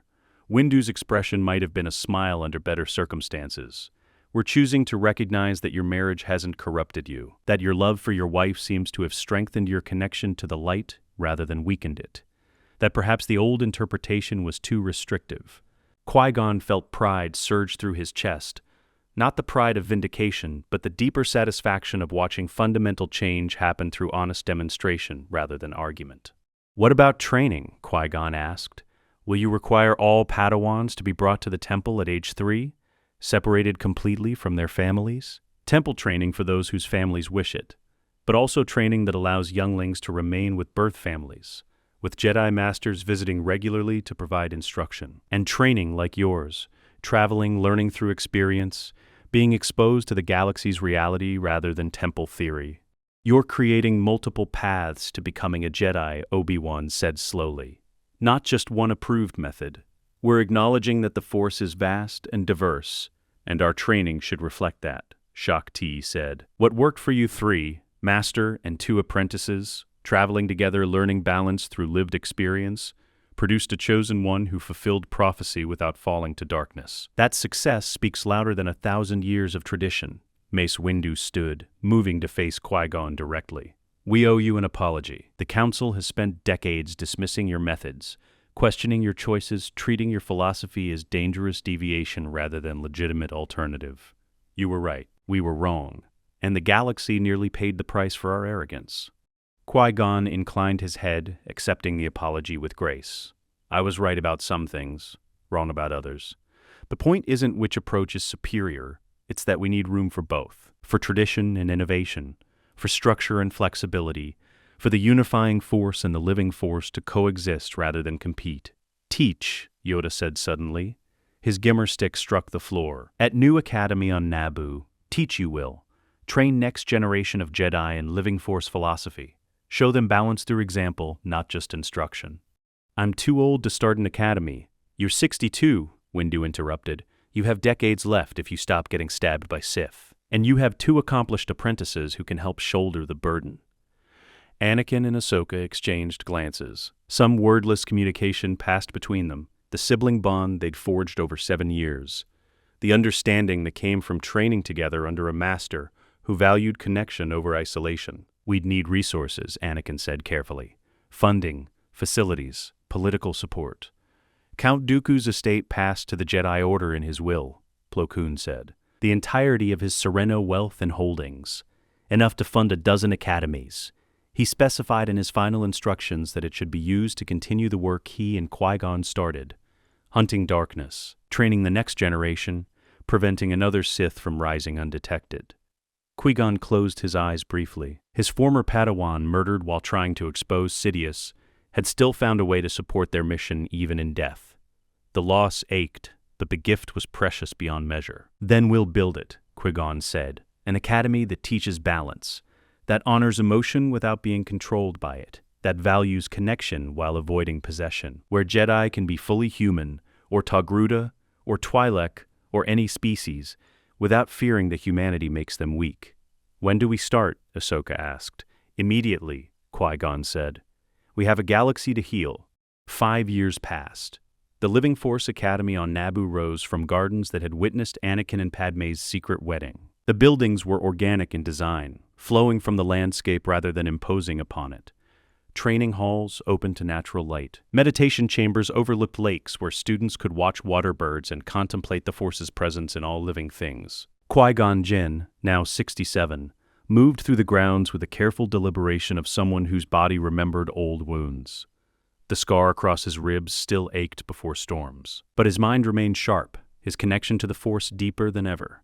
He found Anakin in the main courtyard, demonstrating lightsaber forms to a cluster of younglings aged 8 to 12.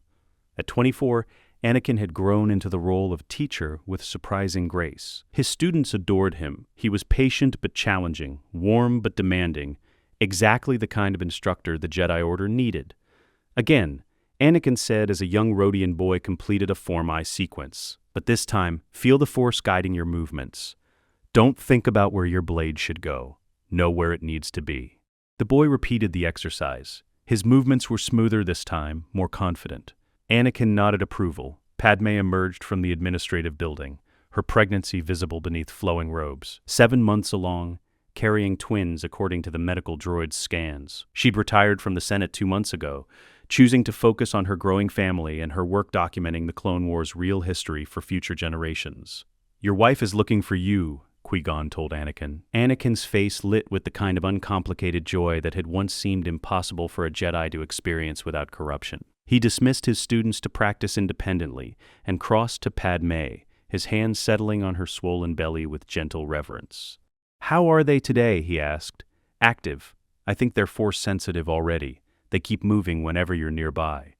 Our children will be powerful, but we'll teach them balance, love without fear, strength without arrogance. Qui-Gon watched them together and felt the Force hum with approval. This was right. This was how it should be.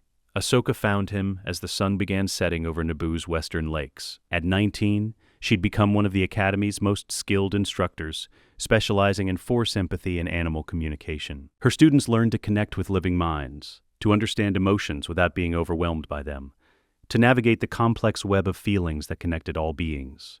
Master Qui-Gon, she said, settling beside him on a stone bench, we received another request for enrollment. A family from Ryloth whose daughter is showing Force sensitivity. They want to know if she can train here while maintaining contact with her clan. That's exactly what we offer. The Temple on Coruscant asked again if we'd consider merging our curriculums. Master Windu thinks having 2 completely separate training philosophies might confuse younglings. Tell him confusion is healthy. Students should be exposed to multiple approaches and choose what resonates. We're not competing with the Temple. We're offering alternatives. Ahsoka grinned. I'll phrase it more diplomatically, but yes, that's the spirit. She paused, watching Anakin and Padme walk together through the gardens.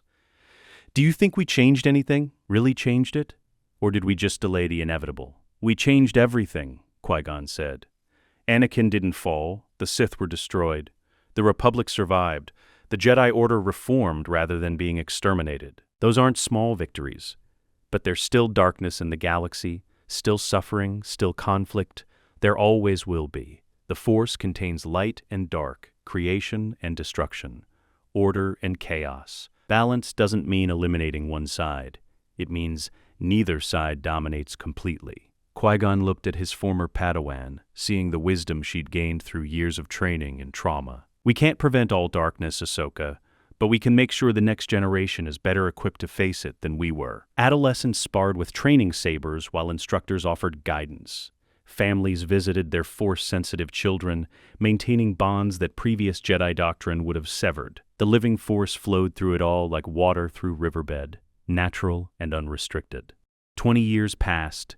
Qui-Gon Jinn died peacefully in his sleep at 87, surrounded by the family he'd built across decades of teaching and love. His funeral was attended by hundreds, Jedi from both the Reformed Temple and the Living Force Academy, politicians who'd worked with him during the Republic's rebuilding, clone veterans who'd removed their inhibitor chips and built new lives, former students whose lives he'd shaped through patience and wisdom. Anakin Skywalker delivered the eulogy. At 44, he'd become a master whose reputation for compassionate strength had made him a legend. His twins, Luke and Leia, now 19, stood beside him, both Jedi Knights trained in their father's philosophy of balance and love. "He was my master," Anakin said, his voice carrying across the assembly. "My father in all ways that mattered, my friend. He taught me that the Force is not about rules or restrictions. It's about life, about connection, about being fully present in each moment and trusting that the universe has meaning even when we can't see the pattern. He saved me, not just from slavery on Tatooine, but from the darkness that would have consumed me if I'd been raised in fear rather than love. He showed me that being Jedi doesn't mean suppressing emotion. It means experiencing emotion without being controlled by it, loving without possessing, caring without demanding.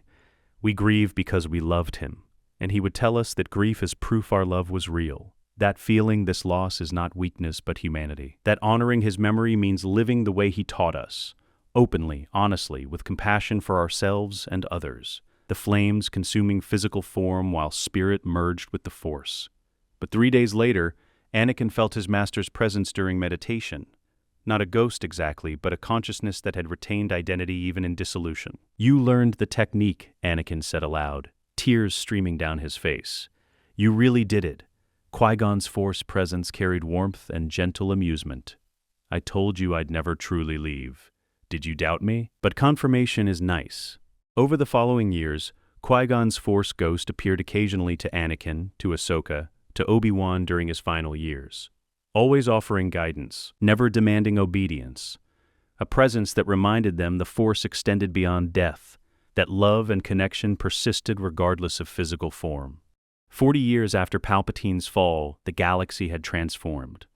The Republic had reformed itself into something stronger. Democracy with safeguards against the kind of manipulation Sidious had employed. The Jedi Order had split permanently into two branches, the traditional temple on Coruscant and the Living Force Academy on Naboo. Both flourished, both produced skilled Jedi, both acknowledged the other's validity. Anakin Skywalker, now 64, taught his grandchildren the same lessons Qui-Gon had taught him.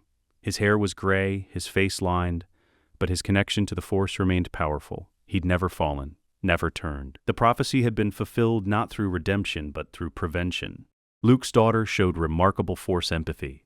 Leia's son displayed tactical brilliance that reminded everyone of his great-grandmother Padme. Both trained at the Academy, learning balance from a grandfather who understood that love was strength, not weakness. Ahsoka Tano, now 59, directed the Academy's operations with the same fierce compassion she'd shown since childhood. She'd never married, had chosen instead to pour her considerable capacity for love into teaching, into protecting, into creating a space where younglings could grow into themselves without fear of judgment. She found Anakin meditating in the gardens where Qui-Gon had once sat, where they'd trained together as children, learning to be Jedi. "Do you ever wonder what would have happened," she asked, "if Obi-Wan hadn't saved Master Qui-Gon that day?" "Sometimes," Anakin admitted. "I've seen glimpses through the Force. Terrible glimpses, a timeline where I fell, where I became the Sith Lord Palpatine wanted, where I destroyed everything I loved. But that didn't happen. No, because one man survived when he should have died. Because he refused to abandon me. Because he taught me that love and power aren't opposites, they're complementary." Anakin looked at his sister, seeing the woman she'd become. "We were lucky, Snips. Lucky the Force gave us a second chance. Lucky we had someone who believed in us enough to defy the Council's fear. Not luck. Choice. Master Qui-Gon chose to fight for you. You chose to trust him. I chose to follow. All of it was choice. That the Force offers paths, not prisons. That being Jedi means living fully, not hiding from life. Two aging Jedi who'd helped save the galaxy through nothing more complicated than love and trust, and the willingness to believe that balance was possible. The Force flowed around them, through them, connecting them to every living thing, to each other, to the Master whose teachings had transformed darkness into light. And in that moment, watching the stars emerge against darkening sky, Anakin Skywalker, the chosen one, raised in love, trained in balance, fulfilled in purpose, understood what Qui-Gon had been trying to teach him all along. The Force was, at long last, in balance, not because darkness had been eliminated, but because light had learned to embrace the full spectrum of human experience without fear. Not because attachment had been forbidden, but because love had been recognized as the greatest power the Force offered. Not because the Jedi had become perfect, but because they'd finally learned to be human, and that was enough. The end.